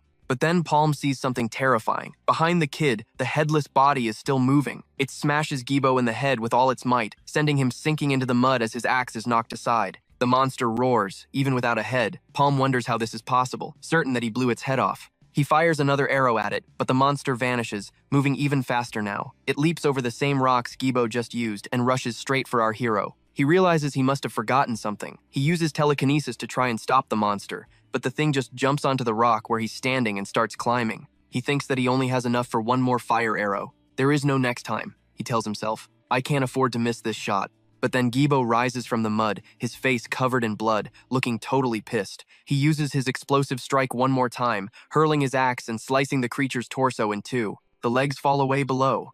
The kid thinks he got it, but the damn thing is still moving, its hands still clawing their way up toward Palm. Boss, look out! He screams. The kid fires his last fire arrow, and inside the creature's chest, he finally sees it. The core, still pulsing with the will to kill. Palm finally realizes that was its true head and thanks it for showing him. Casually pulling out his revolver, he says, "Sorry guys, there's just no way. There are very few things in this world a 38 can't solve." Then he scoffs, thinking the previous attack was just a bluff. And so, our hero uses his revolver and unleashes a real attack straight into the creature's chest. And with that, he finally exterminates the poison mushroom.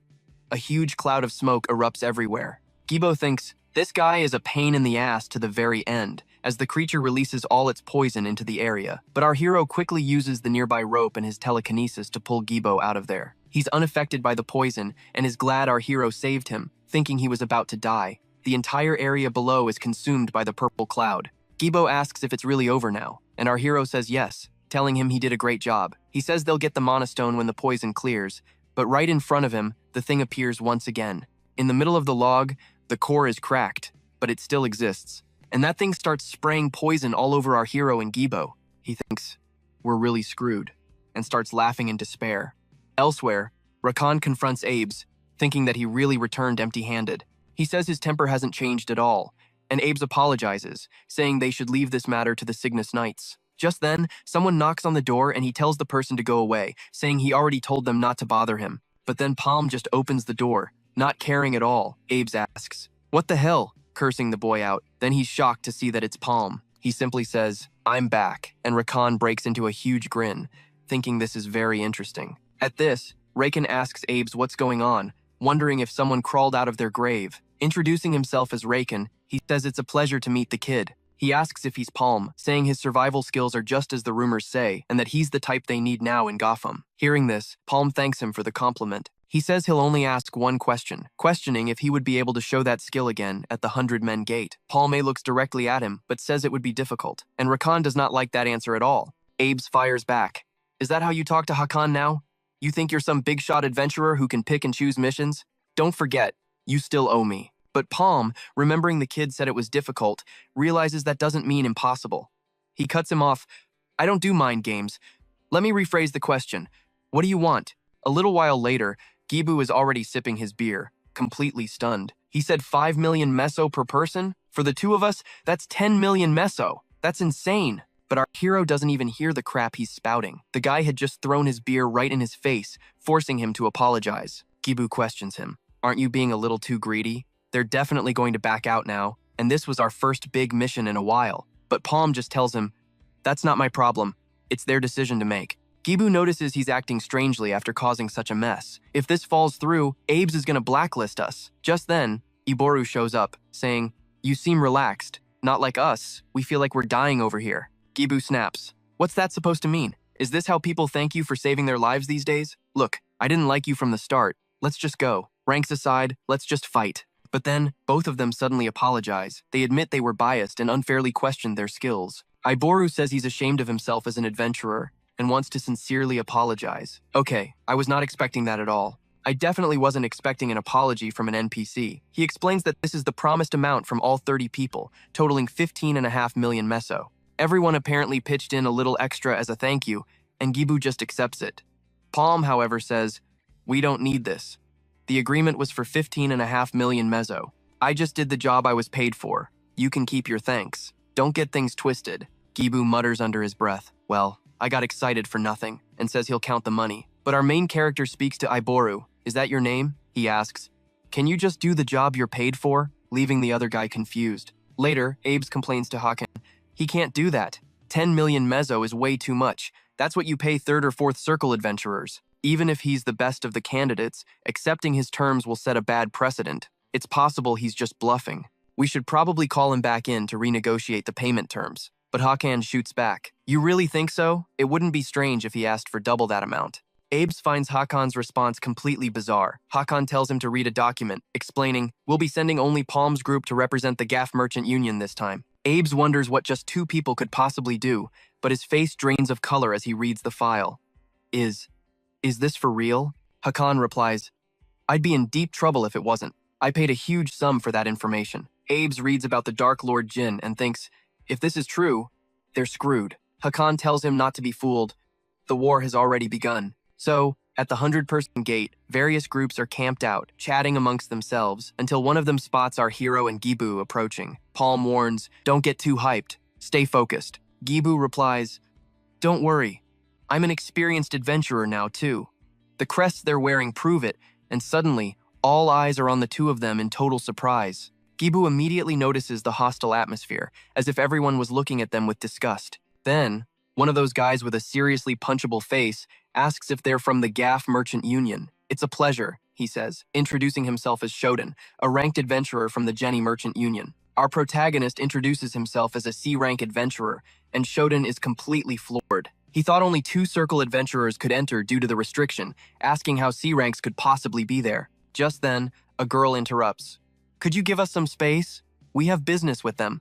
Shodan seems annoyed, asking if they were with these guys and muttering that he just wasted his time. Palm, meanwhile, remembers a conversation he had with Abes, asking why he had to take on a mission he was being handed. Abes had ordered him, "Just do as you're told. Why are you asking so many questions? Our Gaff Merchant Union will be working with the Cygnus Order of Knights at that gate." It's explained that they follow the teachings of Empress Cygnus, the strongest in their order. Apparently, the one called the Symbol of Power has shown a special interest in this gate.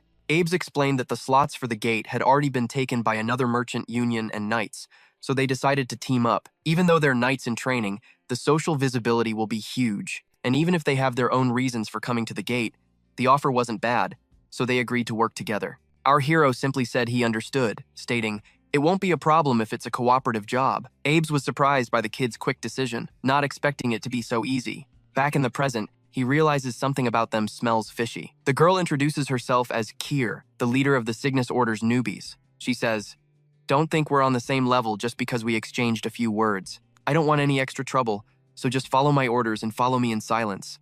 Gibu immediately asks, "What kind of attitude is that?" "Yeah, I'm also questioning what the hell kind of attitude that is. They're supposed to be allies, but this girl comes in acting all high and mighty. Don't you dare think we're on the same level. What a stuck-up brat. She acts like her crap doesn't stink. Unbelievable." Then she asks our hero, "Are you two the only ones sent by the Gaff Merchant Union?" He replies, "Looks like it."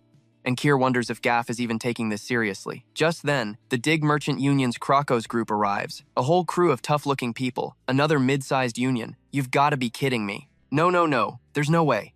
The name of the next merchant union is Merd. No, you can't just name your group that. And that over there is the Kogels group.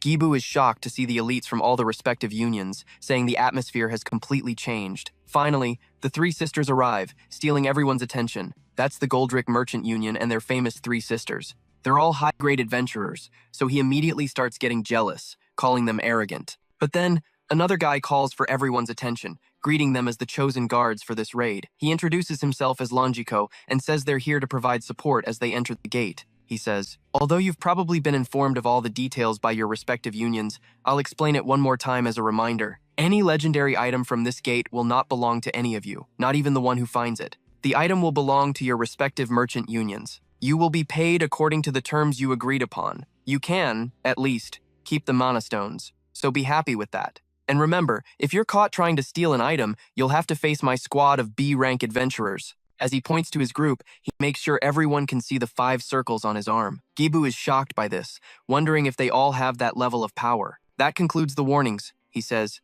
"You are all now cleared for entry." And of course, Kier continues to be annoying, calling our hero to follow her, declaring that she will lead and they will be the victors. Gibo shot her a look, grumbling, "What's her problem? Do I really have to work with someone like this?" But the main character tuned him out. All his efforts had led him to this very gate. It was a gate he'd never encountered, not even in his past life, but he had to conquer it. This is where everything begins. He simply motioned for Gil to follow him. Gibo tagged along, still complaining. "Don't come crying to me for help later," he griped. In the middle of a wheat field, the portal shimmered. People were already heading inside. As the guide led them on, Gibo whined, "Why is the grass so tall here?" Kiri instantly shot back, "You think this is a field trip, kid? Stop messing around and keep up with the group." He started to fall behind, absolutely pissed off. He turned to Palm. "Dude, are we really going to take that from her?" But when he looked back, Palm had his ear pressed to the ground. Gibo thought it was super weird. "What the hell are you doing?" he asked. Then he heard a stampede thundering right for them. One of the others heard it too, but it was far too late. A tide of massive monsters, a herd of ribbon pigs, was charging straight at them. They realized there were over 1,000. Kiri screamed, "What are you all doing? Get out of the way!" "Most of the groups haven't even entered yet," she yelled. "Isn't there a rule about not luring danger to the gate's entrance?" A guy started shouting for the merchants to rally. but one portly merchant refused. "I'm going the other way," he declared, and took off alone. And just like that, the stampede crashed right through them. These weren't normal pigs. They had razor-sharp teeth, ready to tear someone apart. "This is good," someone said. "We'll keep them running, lure them somewhere with more obstacles, and hunt them there." But then, a subordinate reported, "We have a problem." The members of the Garfor Merchant Guild seemed to be missing. Kiri's face hardened with fury. While they were caught in that chaos, our protagonist and Gibo were in a completely different spot. "That was refreshing," Palm said calmly. "I think we can relax now." Gibo just stared. "How did you know those ribbon pigs would get so agitated?" Palm simply said, "Based on my experience, huge herds of beasts often travel across plains like this one," he explained. "Ribbon pigs have an average body length of 2 meters. They're violent monsters. They usually move in packs of hundreds, sometimes even thousands. And while they're tough to handle," he added, "they aren't impossible to kill. The other merchant groups could probably take them, but they'll avoid a fight to save energy this early on. No one knows what kind of boss they'll face in this gate. And you can't clear it just by killing ribbon pigs." He remembered clearly. Before his return, the attack on the 100-man gate in Sleepywood was a total failure. Every single adventurer who participated had been killed. "Hey, what are you spacing out for back there?" Gibo asked. As the idiot marched forward, he stepped right on a trap and was almost impaled. But the protagonist yanked him out of the way, saving his life. "What was that?" Gibo shouted, realizing it was a trap. "Who would do something like this?" A dark look crossed Palm's face as more traps sprung, catching other adventurers and nearly killing them. A bald-headed man scoffed, "This is so childish." His friend added, "I just cleared this area. That must have been the last of them." But another warned, "Babble, don't lower your guard." He recognized Kroros. "Even if we disarmed a few small traps, they're still dangerous enough to kill you on the spot. Besides," Kroros continued, "they're copying human hunting methods. That alone tells you these aren't ordinary monsters. If they have this level of intelligence, then they're probably ogres. They're much harder to deal with. A single ogre is equivalent to the final boss of a red gate. With this, we know what to expect," he announced. "The difficulty of this gate is sky high. We'd all be dead if there weren't high-level adventurers here. We need to use this situation. Everyone, follow me!" Just then, someone tripped. Kroros yelled, "Be careful, don't leave anyone behind." But then, Babble's head suddenly fell to the ground beside his body, leaving Kroros completely horrified. The same invisible force that beheaded one man sliced through the others. Kroros himself tried to scream, "What's going on?" But his own head was already flying through the air, spun completely backward. A man appeared as he died, looking down on him. Kroros managed to ask, "Who?" The man just called him an idiot. "You acted like you knew everything. And yet, you died just like all the rest." The killer mused, using the ribbon pigs to distract everyone entering the portal. "I don't know whose idea it was, but it worked out well for us. With this opening, I need to start moving." He thought, "That guy is annoying, but we can't do anything about it. We're short on time. Should I begin?" The Natasha sisters stood grim-faced, unable to move. "Don't even bother trying," the killer said. "My magic will keep you paralyzed for the next 30 minutes. One of them managed to ask, "Why? Are you doing this?" The man looked impressed. "Amazing. You can still think and talk even under my spell. Just as I'd expect from a Natasha," he said. "Since you're the most dangerous one here, I might as well get rid of you first." He summoned a fireball and blasted it right through the girl's stomach, killing her in front of her sisters. The other two began to tremble and cry. He tilted his head. "That is, in fact, a hard question to answer. Why am I doing this?" Then, a twisted smile appeared on his face. "Maybe this will make it easier to understand. It is all for the Dark Mage, Lord." He unleashed a fire arrow at the other two, slaughtering them without another word. Their dismembered bodies collapsed onto the ground. "This never ends," he thought with a sigh. "I just wanted to take a break." As explosions echoed around him, he remembered his master, William. "We have stayed in the shadows for a long time," his master had said, "hiding from them, growing and spreading our power.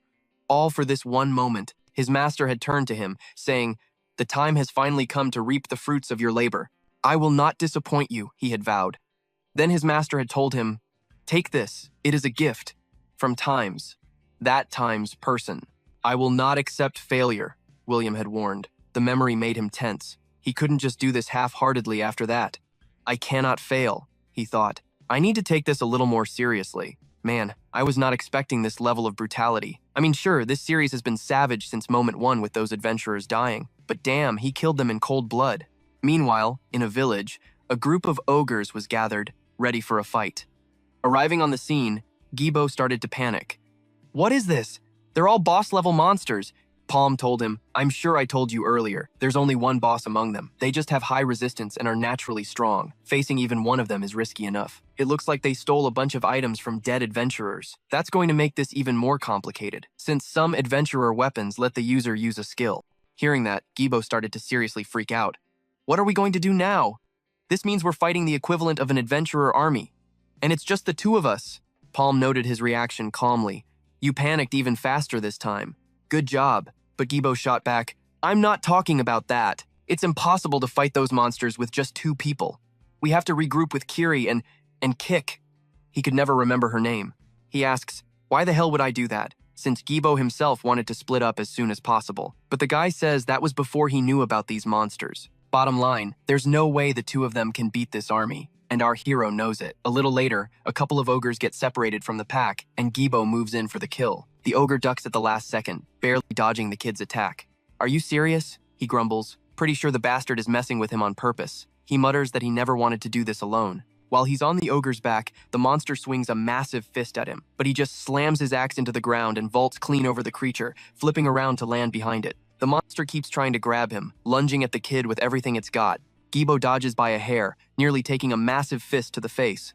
He smacks it with the handle of his axe, shouting, "You scream way too loud." He follows up with another attack to its knee, forcing it to fall. Then he unleashes his attack, yelling that it's over for the creature. But the ogre moves with insane speed, dodging his strike. It winds up a punch and sends Gibo flying into a tree, but he manages to block the impact with just his axe handle. "Why won't this thing just die already?" he shouts. The monster attacks again, smashing the tree. But he's already moved, closing the distance for hand-to-hand combat and ripping the ogre's arm clean off. But the monster still has one arm left. It grabs the kid's head and starts spinning him around, before slamming Gibo into the ground and getting ready to attack again. The ogre grabs him, but Gibo grabs its arm right back, twisting the limb into a knot. The ogre decides it's better to just throw the kid. When Gibo hits the ground, he bounces right back up, going toe-to-toe with the thing. He finally defeats his opponent, while our hero defeats his own with no trouble at all. Gibo says he thought the main character was going to step in and help, but he just says it looked like Gibo had it handled, and thanks to that, they now know these things aren't impossible to kill.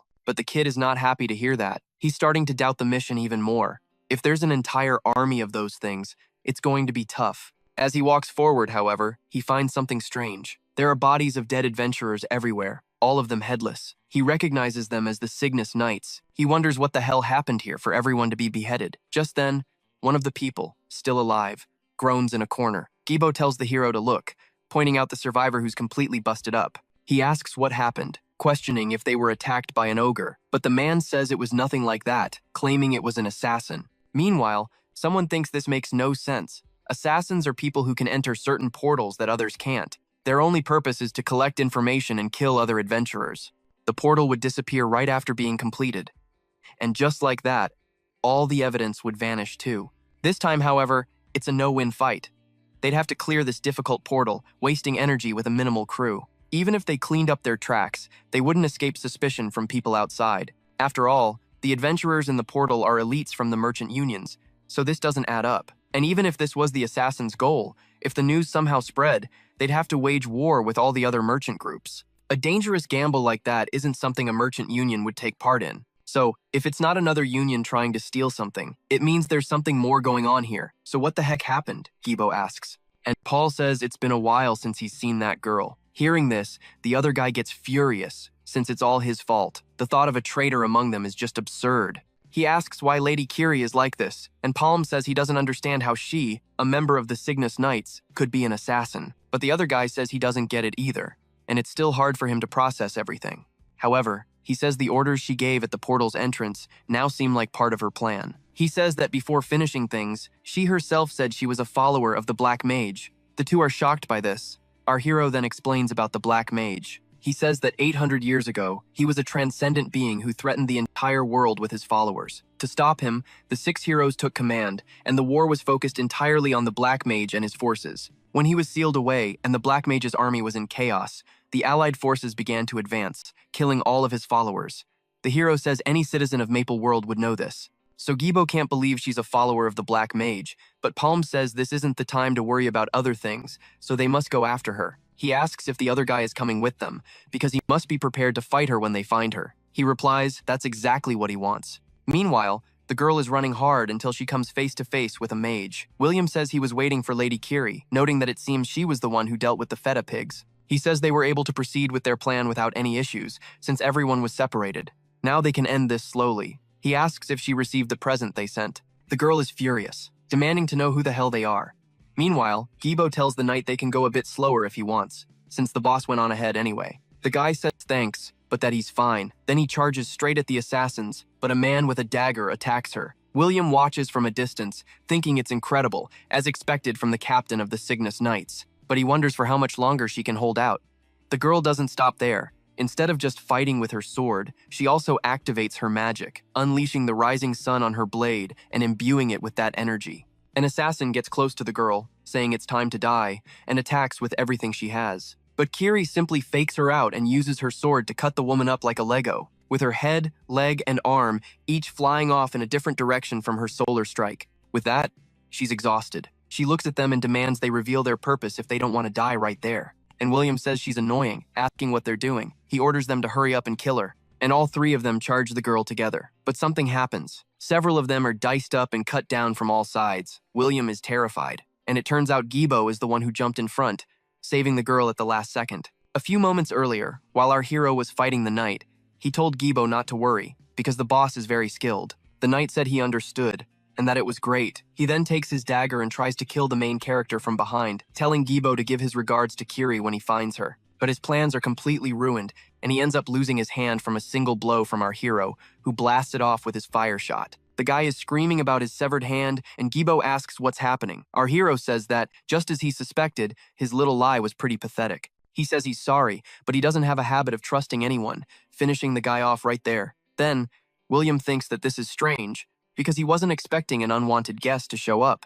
One of the minions tells William that he's from the Gafu Merchant Union. The fact that they're alive means Pitin, that cowardly rat who couldn't take his own life, simply failed. He says he even gave him a second chance. He started to wonder if he'd messed up, but William just kept complaining that this whole situation was irritating. Since the two of them seemed pretty tough, he declared it was time for the elite to play, and his whole crew gathered to finish them off. But Kier warned Gibo to watch out. Gibo shot back that he knew, guessing they were a bunch of creeps. The girl asked what he was even talking about, and William ordered them to end it quickly, sending in 3 more guys. Gibo bragged that the girl could handle at least one of them while he took care of the rest, but she just told him not to let his guard down. One of the assassins lunged with a wild strike, coming at them full force, but Gibo dodged and swung his axe, aiming to take the guy's head clean off, who ducked just in the nick of time. Gibo smirked. "Looks like you're done for." But just then, a piercing attack shot toward him, and he had to yank his head back to avoid getting a new earhole. Then the girl launched a fire arrow straight at him. He realized these bastards were actually strong, as another assassin warped behind him using an upper charge. He nearly finished Gibo, but only managed to wound his back. The assassin hissed, "Not deep enough. Don't worry, I'll put you out of your misery right now." Leaping forward with another attack, he yelled, "What are you doing?" But as he closed in, Gibo vanished, reappearing right behind him with blinding speed. "Stop screaming," Gibo said. "After all, I was just playing with you," before slicing him in half. Enraged, the spear-wielding assassin attacked with everything he had, but Gibo dodged every single blow. He unleashed an explosive cut, forcing the spearman to backpedal to avoid getting sliced. Stumbling backward, he screamed, "How can you be this strong?" Meanwhile, Kier kicked one of his buddies into the others.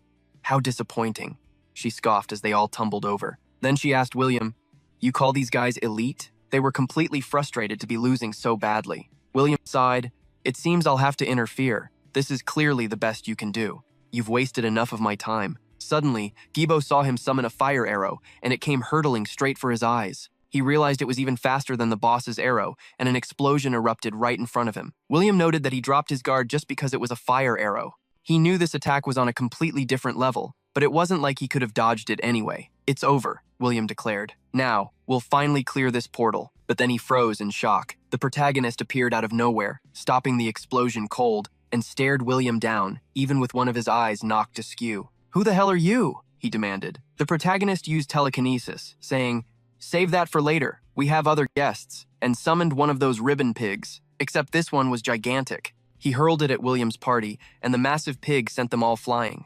After a brutal fight, William finally killed the last of them. "What a pain," he grumbled. "They ran off after throwing that thing at us." He called out to Gerald, who apologized, saying he was finishing up on his side. No time to regroup, William ordered. We're going after them. Everyone agreed. If they somehow escape this portal, we're in deep crap. This whole situation is starting to give me a headache, he said. That guy from before seemed like trouble. There's just something about him that bothers me. Gerald pointed out he could see tracks over here. If you see the man in the cloak first, just hold him, William commanded. I'll take care of him myself. But Gerald hesitated, saying there was no need for that.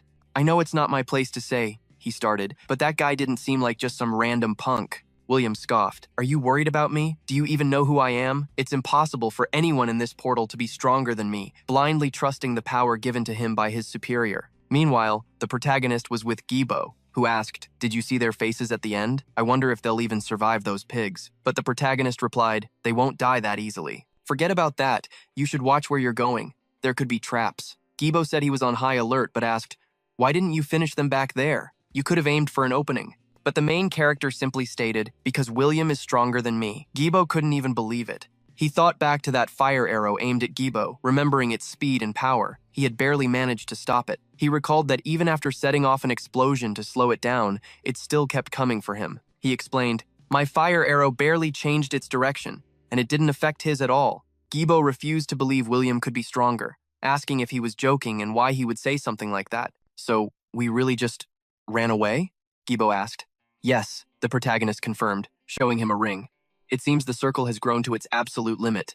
Gibo asked why that happened. The protagonist explained, depending on its thickness, even using the same type of magic can create a huge difference in power and speed. And since he's at the peak of the second circle, he should be my equal, or even stronger. But his magic has something extra that I can't quite understand. Since he was able to enter this portal, I'm sure he's also a second circle mage. I have no doubt about that. But somehow, he's strengthened his abilities. It's fair to say he's the strongest adventurer in this portal right now. Gibo was floored. So what should we do? Should we try that tactic from earlier again? But the protagonist shot that idea down. It won't be that easy. Ogres are different from simple ribbon pigs. They can figure out who we are and use that against our enemies. Kier cut in, asking, what are you talking about? Don't you understand the situation we're in? The important thing is that a follower of the Black Mage was hiding among the Cygnus Knights, and that's a huge piece of intel that could change the future of Maple World. We should get outside first, she insisted. You should give up on clearing this portal. But the protagonist just said, it's useless. Gibo asked, what are you talking about? She sneered, I know you used to be a slave, as expected. Are you still chasing that tiny completion reward? But the protagonist just asked, after you warn the people outside, what will you do then? Do you really think that's the best way to get rid of them? Don't underestimate these guys. His followers have been hiding for hundreds of years, putting down roots. Exposing them does nothing. We need to go deeper than just cutting off one branch. If they decide to go back into hiding, no one will ever be able to find them. They'll become parasites that consume Maple World where no one can see. She was pissed. So this won't work, that won't work. Then what do you want us to do? Don't just talk crap without a plan. We're being hunted right now. We need to get out of here. But the protagonist simply replied, then we should let them know who the real hunters are. As William's group chased them, one of his lackeys said, we need to find them, and fast. If they escape through that portal, it's our necks on the line. But just then, Kiba appears from the shadows, a casual hey before he lunges, almost taking the guy's head clean off. They think he's a damn fool. They came here looking for him, and he's sure he's about to end this. Suddenly, a tripwire is sliced. The attack slams into the guy's back with crushing force, instantly paralyzing him. The girl finally realizes what's happening. Gibo scoffs, asking if Goatee really thinks he can get distracted mid-fight. He hurls his axe straight at him, but the kid dives in, trying to land a blow with his dagger. But Gibo sidesteps the attack, locking eyes with him for a split second. Then he drives a knee forward, slamming it home with brutal force. He drops his axe and goes all in. It's time for some old-fashioned brawling, descending into the rawest form of combat. A pure, no-holds-barred fistfight. The other girl thinks about shooting him with her crossbow, but she hesitates, wondering what the hell is going on. She's frozen, unable to do a thing in the middle of that slugfest. And that's when Kira appears behind her, ready for the kill shot, but her target dodges just in time. The assault doesn't stop there. Kier brings her sword down in a vicious overhead arc, forcing the girl to desperately defend with her own weapon. Kier snarls, you shouldn't have looked away. I'm getting real tired of how this is playing out. Meanwhile, William is standing alone. He mutters, looks like they've started, but there's still one person I'm curious about. Were you waiting for me? And there he is. Our hero stands face to face with William. Fine. If you don't want to talk, William smirks. I guess we should get started too. In unison, they both summon a fire arrow. A sick grin spreads across William's face as he unleashes his magic. The fire arrow screams towards our hero. The boy dashes from side to side, launching his own fiery projectile straight back at William. William thinks this is incredible, getting a pure, twisted thrill from this battle. They stand facing each other again, and our hero watches to see if his shot landed. But William emerges from the smoke with another attack. Our hero realizes it's another rock projectile, but as he dodges, William is suddenly right behind him, whispering, "Is that all you've got?" He activates a fire arrow at point-blank range, but somehow our hero manages to evade the massive blast. From within the inferno, William watches the boy, who's now in seriously bad shape. He's stunned he managed to dodge that. It was completely unexpected. He was certain he didn't have the power to block it. He wonders, "How did you do that?" Our hero just glares at him in silence. William notes that he isn't much of a talker. "Fair enough," he says. "It's not like we can have a casual chat in the middle of a fight. I guess I'll just have to find out for myself," he declares, launching another fire arrow straight at the boy. But our hero brandishes his revolver to counter the magic. William is floored, realizing he's using telekinesis to spin the fire arrow. It looks like a drill that's tearing right through his magic. He's never seen anything like it. Our hero's attack barrels straight towards him. William thinks this is unbelievable, unable to hide the shock on his face. The kid actually strengthened his ability using telekinesis. And now, it all clicks into place. "So, you're the type of person they call a genius. You know, that's the type I hate the most." He challenges our hero to have some more fun, telling him to show what else he's capable of. In response, our hero simply uses telekinesis, raising a shield of rocks in front of him, but William's magic passes right through it. "What are you doing? Is hiding all you can manage?" he taunts. Then our hero activates his telekinesis once more, almost hitting William with his own fire arrow. William ducks just in time and asks, "Since when were you using that?" The boy continues to make the fire arrow swerve and turn in every direction, nearly hitting William every single time. But he keeps leaping around like a gazelle, escaping the projectile until he can launch another fire arrow of his own. He's furious now, yelling that he's done playing games. But our hero aims his revolver, firing his own fire arrow toward William's. William thinks his opponent has finally used both his shots. He appears behind the boy, using a ring to unleash poison breath at point-blank range. He admits the attack is useful, but it leaves him full of openings while he summons it. He asks if he isn't a fire and telekinesis user, saying he figured he could seal his attacks if he forced his fire arrows into a cooldown. "And now you can't do anything for 30 minutes, he sneers. "My fire arrow is on cooldown too, so you'll have to forgive me for finishing this with my dagger. Now this is my favorite part," he says. He can't wait any longer. He's dying to see the look of despair on his face, like a complete psycho licking his own dagger. He asks if the boy is going to tremble or cry, but our hero simply moves in close and plants a solid punch right in the middle of William's face. And that punch is just as satisfying as a legendary beatdown, sending him flying and crushing the bone in that thing's face. After that punch, he remembers Ibero, asking how they managed to beat the madness-inducing poison mushroom. He had asked Gibo, questioning if it was okay to tell him now that his boss was gone. He even offered to pay for the information. Gibo told him it would be useless even if he told him, since it's not something you can do just because you want to. He said he called it Sala, explaining that it's a skill that uses telekinesis to pull and trap the air. He said that just when he thought they were done for, he pulled all the poison out of the area. There was nothing special to it. Ibero asked if that wasn't cheating. Gibo said that's what he was talking about. The boss with his skills is a complete cheat. Back in the present, our hero continues to beat William senseless, going into full barbarian mode now that his mana is gone. William is completely wrecked, trying to use his poison again. But while he's talking, our hero delivers an uppercut, making him bite his own tongue and stopping him from saying anything else. After that punch, he lands several more to the abdomen, knocking him out completely and sending him flying. He then grabs the staff, preparing another fire arrow for William, wanting to close his coffin with a golden key. After that UFC-worthy beating, our hero rips William's arm off. He falls to the ground, trembling and groaning in pain, but still activates his ring, releasing that poison towards our hero. But our main character uses telekinesis to create the Sala, trapping all the poison and keeping him from being exposed to any kind of threat. He asks if William is trying to trick him. He acts like a lunatic, but he's actually scheming something. Since his poison breath didn't work, he must be trying to get his staff back. So he tells William to come and get it, because that's when he'll finish him. But what he didn't expect was to be attacked from behind. He's surprised and has to get out of the way quickly. William himself somehow manages to cast magic again. Like a complete psychopath, he gets up, saying he's going to end our hero and break him into pieces. Our hero is far away after taking that fireball, completely wrecked. He realizes he let his guard down and didn't expect him to have an orb of flames as a trump card. He wouldn't have made that mistake if he were the him from before the regression. Another fireball comes at him as he thinks that he's lost his touch.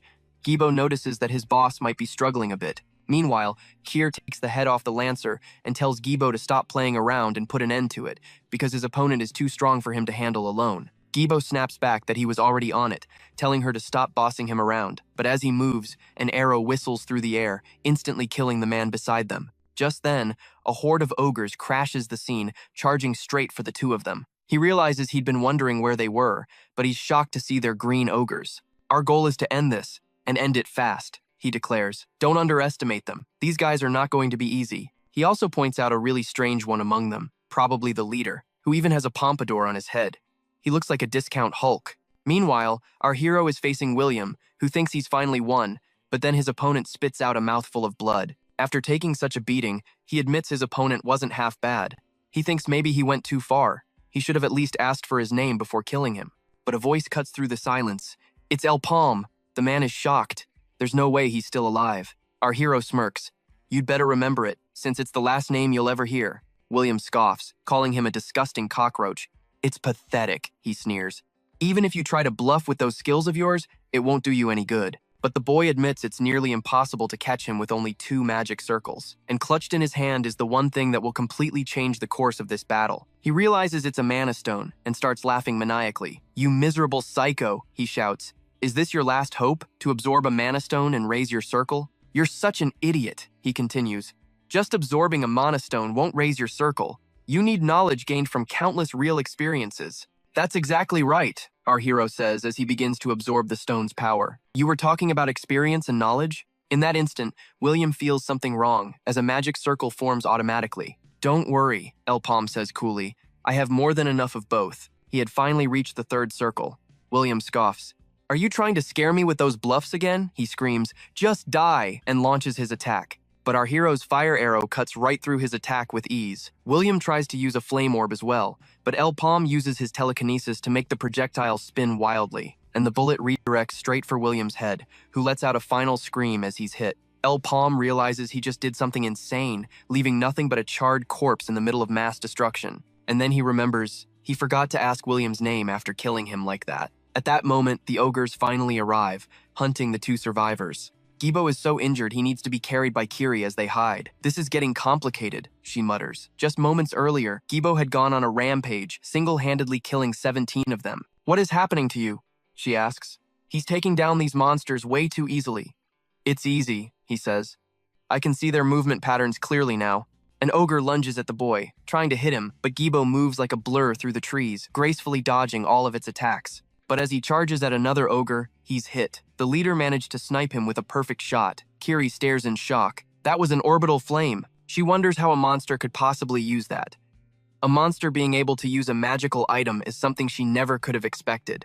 This is way too problematic. She thinks they have no choice but to stay hidden until they can find El Palm, and she just hopes he's still alive. But suddenly, an ogre ambushes them, nearly grabbing them both, and she's forced to run while carrying Gibo. The monsters continue to chase them down, and one of them blocks their path. The girl has to throw Gibo high into the air while using her sword to kill the creature. As he falls, she catches him again. Realizing how much help he is, she can't leave him behind. She thinks she can handle the situation if they come one at a time. But just then, a fireball nearly takes her head off, and the monster laughs. She thinks everything will be fine, as long as that thing isn't her opponent. It keeps launching fireballs at her, and she's nearly hit while running. But the explosion is suddenly blocked by Gibo, who has woken up. She's on the ground as he shields her. He doesn't show any emotion at all, and simply charges back at the monsters. He starts cutting them down in a totally new way, one after the other, eliminating each with just a single blow. He kills them effortlessly, causing enormous explosions, and Kiri thinks this is unbelievable. He walks straight toward the leader,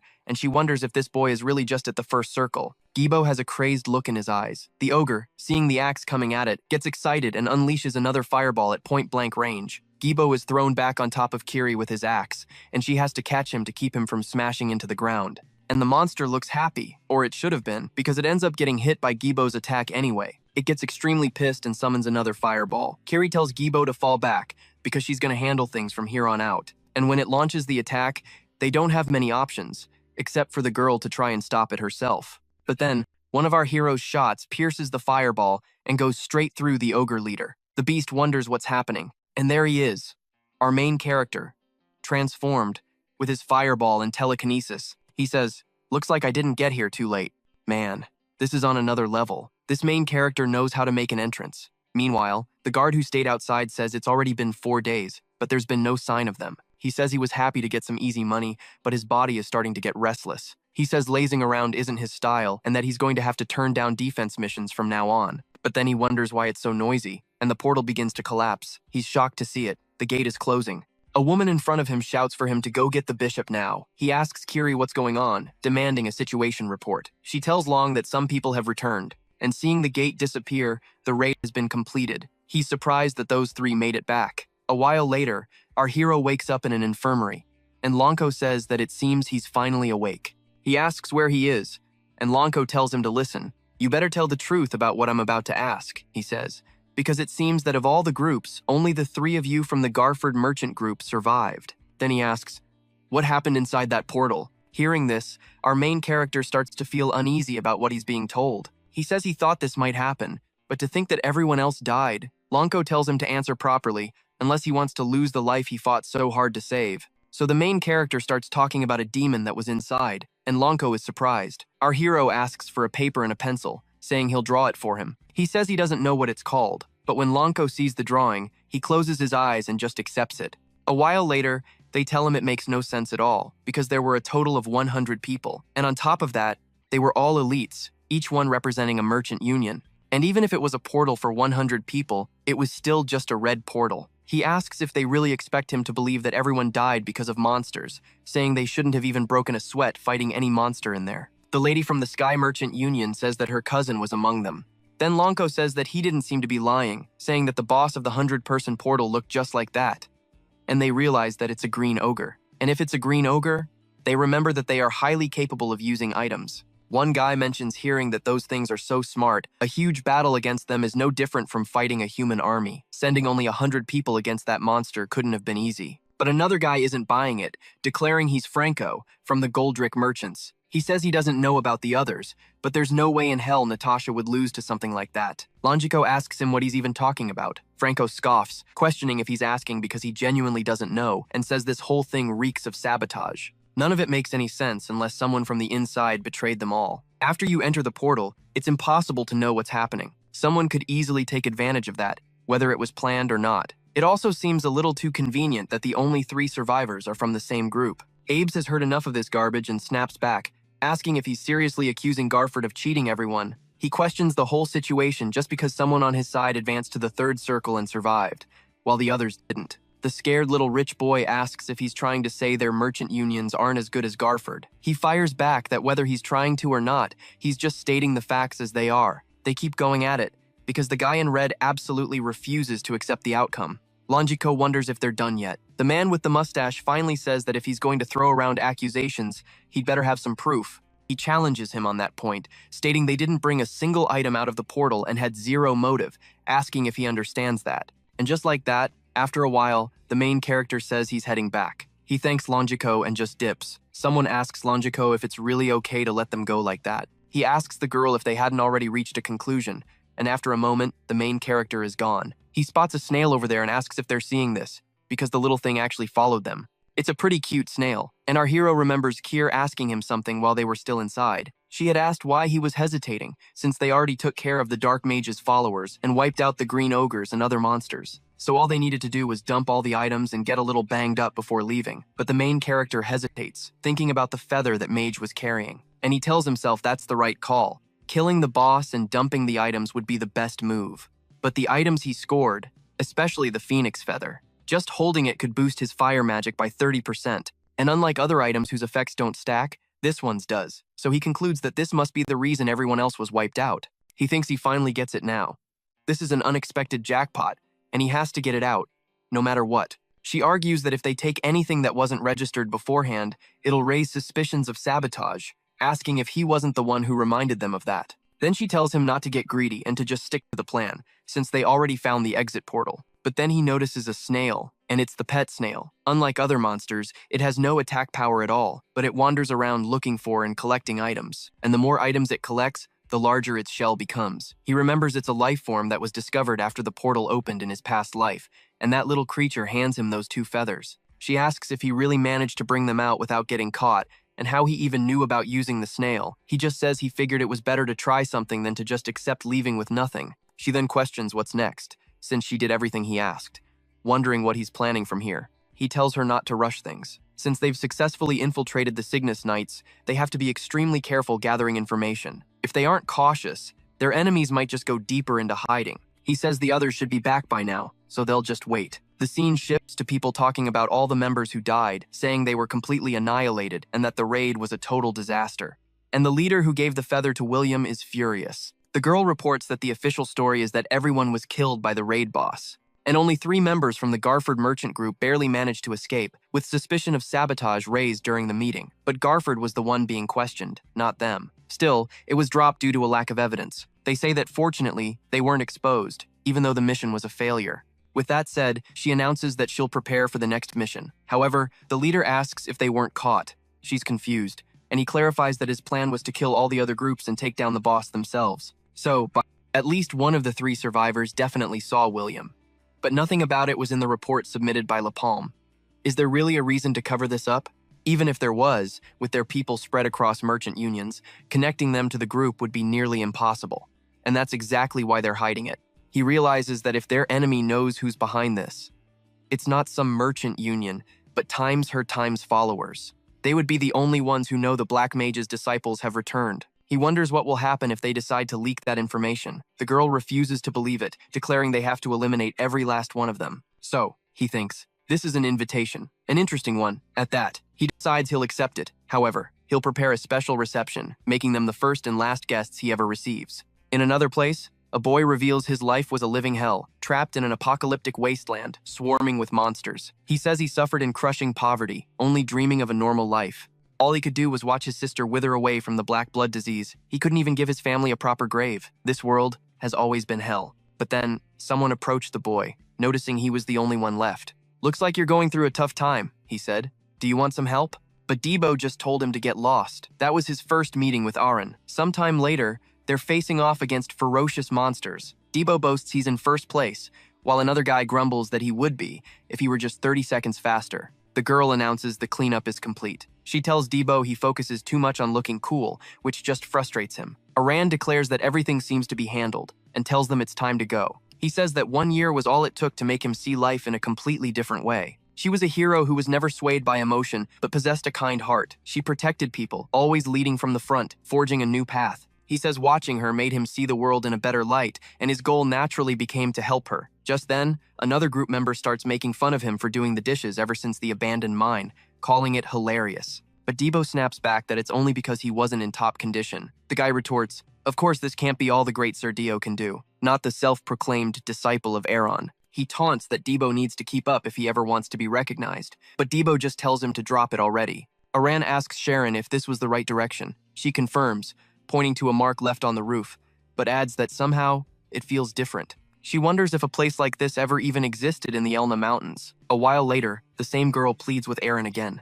She begs, saying it's too dangerous to go to the abandoned mine in the Os area alone. No one else is willing to go with her, and she needs Aran's help if she ever wants to find her brother. But Aaron coldly replies she's asking the wrong person, as she doesn't take personal requests like this. The plea that her presence is a necessity is useless. While she'd theoretically be a guide, someone at the third circle would just be dead weight. Besides, she says there's no guarantee her brother is even alive, telling the girl to ask another adventurer. But then Debo steps in, apologizing for interrupting. He explains that they're probably her last hope. After what happened the other day, no adventurer will go near the Cave of Challenges. He says he wants to help her, promising he'll keep her safe. He asks Aaron if she can't please reconsider. Because of Debo's insistence, they head to the mine. Inside, they find a dead man. The girl confirms that's not her brother. Aaron acknowledges this, wondering if she should be relieved. But the way this person died is extremely strange. It doesn't look like he was killed by monsters. In fact, he seems to have been dead for over a week. As they look closer, they realize they recognize the man. But there's no time to think. A gigantic boulder suddenly hurtles toward them, nearly crushing the entire party. Debo manages to save the girl, wondering what in the world just happened. When they look up, a monster appears. Azakum is attacking them. Debo tells the girl to stay behind him as he charges the beast. But Aaron is faster, sending the monster flying with a single axe blow. She tells Dio they'll take the left flank, and he vows to end this quickly, charging in with the others. They engage the massive, multi-armed beast, attacking from all sides. The girl who requested the mission, meanwhile, just watches from a distance and spots a hole in the middle of the wall. They finally defeat the monster, and Debo pants that it was as tough as the rumors claimed. But the paladin with them says she can't find Sharon anywhere. Debo is shocked, but when he looks over, he only sees the girl's stuffed animal on the ground. Did she go through that opening? Why would she act alone? Aran's voice cuts through the confusion, telling everyone to get ready. Though she doesn't know what it is, there's a powerful aura coming from inside. Is something in there? They ask. I'm not sure, she replies, but I can tell it's strong, and it's going to be dangerous. Debo, however, declares he's bringing Sharon back. Protecting her is his duty, and they must secure this place. The paladin urges Debo to calm down, asking if he didn't hear what Aran just said, but Aran cuts her off. I'm going with him. She explains that whatever is in there, it's a threat to the Maple world, and it's her job to deal with it. So, they decide to enter together. They find themselves in a cavern filled with bubbling magma everywhere. They're terrified by the sight. Sharan is standing on an altar, next to a fallen person. As the group arrives, they're shocked to see her there next to the body. Sharan confirms that it's her brother, but Aran and Debo both feel something is terribly wrong. Debo shouts for Sharan to stay put and not to move, promising he's coming to get her. But through her tears, the girl begins to smile. You really came, she says. I knew you would. You're such a good person. But now, there's no turning back. He asks her what she's talking about. Debo, she asks, do you know the meaning of the name Zakum? It means the devil's tree. While many believe the moving statues are Zakum, they are merely mediums the real Zakum uses. This giant tree, asterisk this times is the true Zakum, and you still have to deal with its real body. What are you saying? Debo demands. Aran thanks her for the information. To think it had a main body. This is incredible. She tells Sharan to stay back while she kills the tree, warning her to hide so she doesn't get crushed in the chaos. But then Aran adds a chilling question. Or, is there something else you still need to do? Like, for instance, using your brother as a sacrifice? The girl smirks. It seems you still don't understand. This all began the moment you stepped inside. She holds up a core in her hand, which ignites with dark energy before shattering. Zakum uses mediums, and they aren't limited to just statues. In that instant, the paladin thrusts her sword straight through Debo's stomach. When Aran whips around in shock, the other group member attacks her with a devastating blow. As Debo collapses, he gasps, Miriam, what are you doing? Before freezing in horror. The girl's form has twisted completely into that of a demon. You, she snarls, her voice dripping with venom, are the one who killed my friends. And Sharan just watches, coldly saying, there's nothing you can do. To them, they're nothing but targets for revenge. And now, it's time for the grand finale. She calls out to the real Zack, telling him to put on his best show and finish this performance. The girl is completely transformed, with snow-white hair, stark white clothes, and skin as pale as a ghost. She declares that this is how it must be done for the Dark Magic Lord. Alright, I was not expecting that at all. And I love how this series just keeps hitting us with twist after twist. With that, the monster starts to unleash absolute hell. Down on them, Dio wonders if she's been possessed by Zakun, but Aran screams at him, stop acting like a kid and end this already. That's not Amanda anymore. He just says, I know. His eyes locked on the corrupted form of his former friend. Tapping into a surge of adrenaline, Aram unleashes a devastating upward slash at the monster, slicing through stone pillars and severing part of the beast's arm. Debo was completely shattered, consumed by a storm of self-hatred, realizing he'd screwed everything up. He never should have told them to come here. Now, a member of their team was already dead. He lunges toward Mira, his mind screaming that this is all his fault. His strike lands dead center in her chest, sending a spray of blood everywhere as he finishes her, whispering a final apology. But before she falls, she surges forward one last time. He reacts instantly, cutting her down completely, only to realize it wasn't an attack. With her last bit of strength, she gently touches his face, thanking him and begging him to take care of Aaron. The weight of his failure crushes him all over again. Elsewhere, Aaron confronts the true Zakum, wondering if this is its main body. She steels herself, ready to tear down this cursed tree and end it all. But then, right in the middle of that chaos, a hand shot out from the tree, catching her completely off guard. It lunged for her, trying to snatch her up, but she somehow twisted out of the attack's range as Debo screamed, "We have to finish that thing now." The two of them brace themselves, ready to unleash hell and shatter that thing to pieces. But as they move in, Debo takes a direct hit, barely stopping the massive hand before it crushes him. He starts screaming at the creature as the monster tries to pulverize him.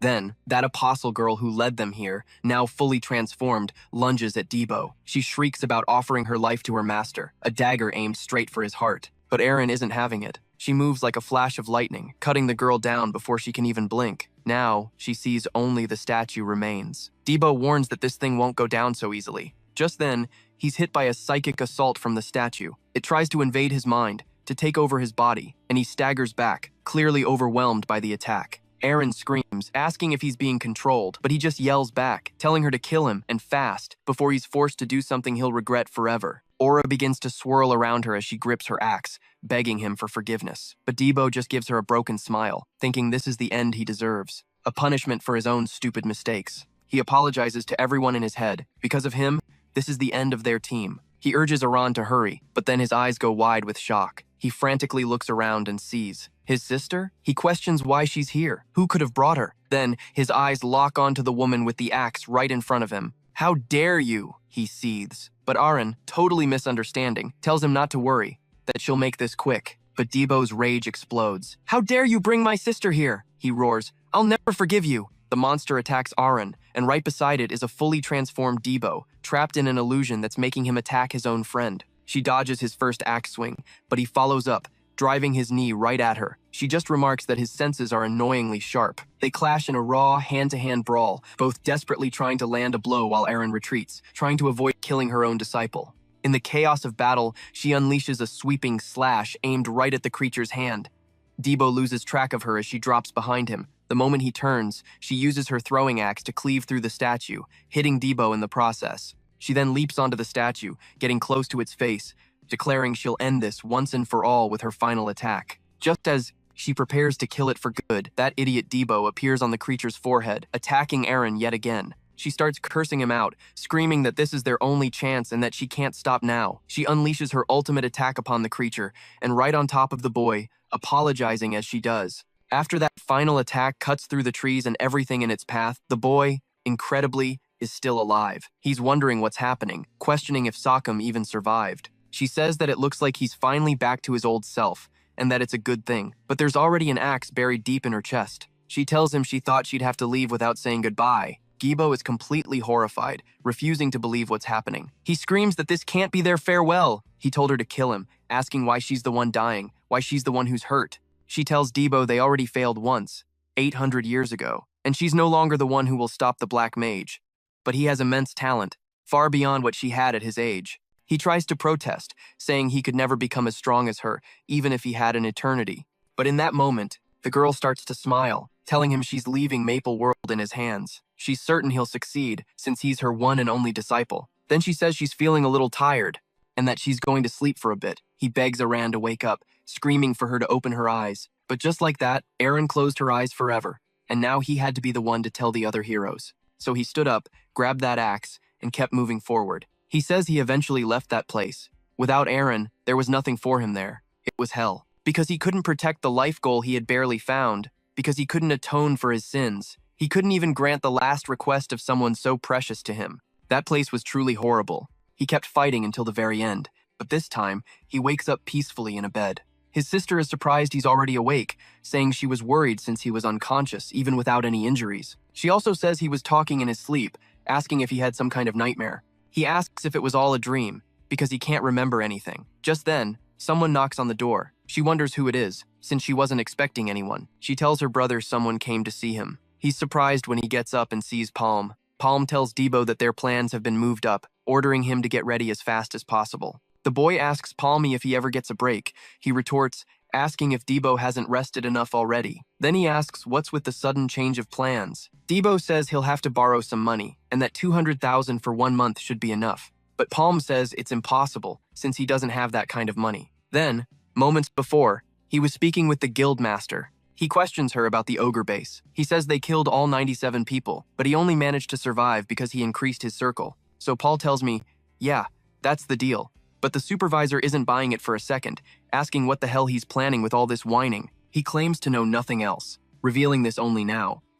But he'll only get rewarded for the portal clear once he gathers enough intel. He must be desperate for the cash. Palm smirks, realizing the guild leader made a huge mistake. He declares he wants to settle his debts first. He slams a bag of money on the table. That's 2 million misos, he says. We're even now.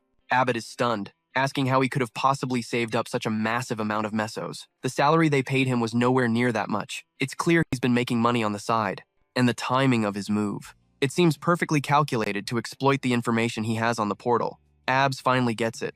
I see, he says, congratulating the kid. You're a free adventurer now. With that settled, he believes it's time to discuss a new contract. He asks Palm to name his price for a signing bonus, promising to match it as best as he can. So Palme demands 50 million mesos. Abs is floored. He yells that the price is absurd. Palme is just a C-rank adventurer. No one would ever pay him that much. But the kid just scoffs. Then this conversation is over. He gets up and walks out. Abs is left speechless, wondering what just happened. Outside, Debo rushes over and asks what's wrong. Palme says the guildmaster rejected him after hearing his signing bonus. When Debo asks how much, Palme reveals the number, 50 million mesos. Debo is completely shocked.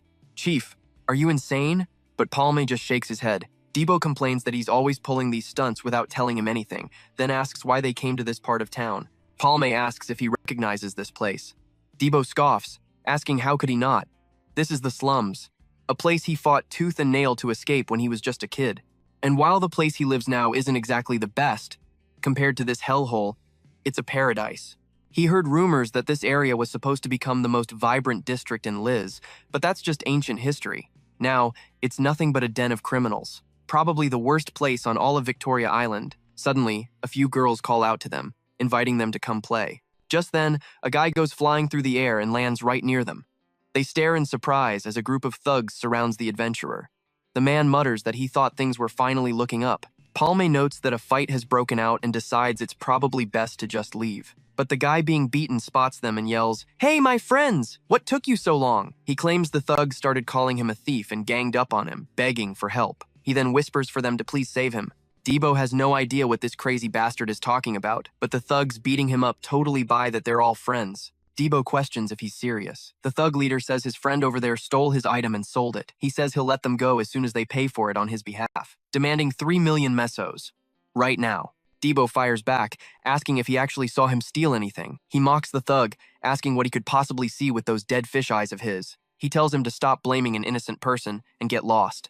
The thug just curses the little thief, saying he must have a death wish. But just then, the main character tosses out 3 million mesos, saying he'll pay. He tells the thug to get lost. Debo immediately asks why he's doing this. Why would he pay for this stranger? Palm just tells the guy, Ralph, to follow him. Ralph is shocked that this stranger knows his name. Later, in a quieter spot, Ralph asks if he really came all this way just to recruit him. He asks about the money, and Palm says it's gone. The 3 million he just threw away was everything he had. Ralph then asks which guild he's with, and the kid replies that he's with no one. Are you kidding me? Ralph scoffs, wondering why on earth he would ever join his party. Debo starts losing his temper, telling him to give back the 3 million mesos they just paid for him. Ralph just sneers back. Did I ask you to pay for me? He says they acted on their own. Debo gets even more furious. Ralph continues, saying that since they came all this way looking for him, they must know about his skills. So you should pay me accordingly, he declares. He says he'll give them a special discount and join their party for 3 million mesos. Debo is about to explode, but someone else arrives. A girl named Beju from the Carnia Merchant Union asks if Palme is here. The boy acts as if he was expecting her all along. Ralph is stunned that the Carnia Merchant Union is here. The main character simply says, "That would be me." Beju says it's a great pleasure to finally meet him. She apologizes for the less than ideal setting, but circumstances were unavoidable. She explains that the Carnia Merchant Union highly values his skills, especially after successfully clearing the 100-man gate. She says she won't beat around the bush. They want to recruit his party. Of course, there will be a simple portal raid test as part of the procedure. They'll pay a 3 million advance and a 50 million mesos bonus once they pass the test. Ralph's jaw hits the floor. Beju continues, saying that if he wishes to join, the raid is in 3 days. She hands over the advance, wishes them good luck, and promptly leaves. Even Debo is stunned, calling it an unbelievable stroke of luck. And just like that, the main character tosses the bag of money into Ralph's hands. The money lover's face lights up. Palme says it's the bonus he asked for, explaining the contract term is for 1 year, and he'll get another 7 million after a successful raid. Debo freaks out. "What are you doing?" he yells. "Did you eat something rotten today? You're going to spend 10 million on a guy like him?" But the main character just tells him to get moving, or they'll be late for their next appointment. Debo is shocked that there's still somewhere else they need to be, calling after the main character as he walks away. Debo can't believe it. He's going to meet that blonde girl again. He complains about how noisy she is, and she immediately tells him to shut his mouth, saying she's only here to keep her promise. Sometime later, the four of them arrive at the gate. Debo remarks, "It's definitely a good day to raid a portal." They see 5 groups in total, numbering over 50 people. He figures that number should be enough to clear the raid, but Ralph just grumbles that bringing all these useless people along will just cut into his share of the profits. Up ahead, Beiju addresses the crowd. She explains that, as they were informed, this portal is an orange-level threat. The maximum entry is 50 people, with 3 distinct markers. She believes that with these numbers, clearing the portal shouldn't be a problem. The main character thinks to himself about the followers. He expected the Merchant Union to contact him, but he never dreamed they'd bring him here. They've already started using this location, and even though the timing is different from his past life, it's a portal he's already cleared once before. Thanks to that, everything is going according to plan. Beiju gives one final instruction. All groups must fire a signal flare if a second portal is discovered inside. Debo is confused about this second portal. She explains that portals are ranked by color, but a second portal means there's another dungeon hidden within the first one. The blonde girl, Laura, chimes in. "Since this is an orange portal with 2 gates, we have to raid another dungeon inside of it," she says. "Plus, the second portal will have completely different terrain and monsters. Remember that." Hearing this, Ralph realizes they're all newbies. "This is bad," he mutters. He turns to Palm and says he wants to make one thing clear. Even though he was hired, that doesn't make Palm the leader. The party leader should be decided by skill. So, Palm sees he's the ambitious type. "Fine by me," he says with a smirk. "We'll decide the leader based on their contribution in this portal." Ralph grins, thinking to himself, this newbie really fell for it. And just like that, he's the party leader. With a wicked grin, he thinks to himself, now things are about to get interesting. Then he blows them a kiss and wishes them good luck. He finally gets a moment to talk to Debo, reminding him they could earn $50 million for this job. And with that kind of cash on his mind, he wants to wrap this up fast. But Ralph scoffs, asking if he thinks this is some kind of picnic. He's got a feeling their party is about to lose a first circle adventurer today. Debo snaps back, asking what the hell he's talking about. He's had enough and challenges Ralph to a fight right there. But Ralph just dismisses him, saying he won't bother when the outcome is obvious. Besides, he doesn't do things that don't make him money. So Debo starts complaining to the boss, asking why he'd hire a guy like that who's just killing the mood. But when he glances back, he sees people getting eaten alive. A spray of blood hits him right in the face. He freezes in terror, watching his teammates scream for help. Vicious monsters lunge right for him. Debo is nearly devoured, caught between the teeth of a beast as it gives him a slimy lick. But in a flash, Ralph is there to save him. He sends the monster flying with a single, powerful kick. He tells the kid to pay attention. Kier panics, realizing the portal dropped them right in the middle of monster territory as hordes of them charge. In response, Palmy unleashes a fire arrow that ricochets around, taking out several beasts. But he knows, something's not right. The monsters didn't attack the moment they arrived. This is completely different from its past life. The girl uses her rising sun attack to wipe some out, but the monsters start dodging her slashes with insane agility, escaping again and again. She can't believe it, wondering why she can't predict their movements. Suddenly, she's struck by one of the creatures, and they swarm her, going for the kill. Just then, a few of the monsters drop dead in front of her, and she stares, stunned by the sudden save. Debo is almost hit again, but then, Ralph dives in and starts demolishing the monsters with absurd ease, sending them flying with his bare fists. Debo is totally shocked, watching him obliterate monsters with just his punches. Ralph smirks, saying he's now saved the newbie kid twice, and the sassy young lady once. He boasts about how good it felt, telling them not to bother thanking him, just keep being good little bait, so he can shine even brighter. And in that moment, Debo realizes this is Ralph's true power. He hates to admit it, but a 3-circle user is on a whole different level. Ralph keeps tearing through the monsters. They try to put up a fight, but he dodges effortlessly. His movements are erratic. But that's it.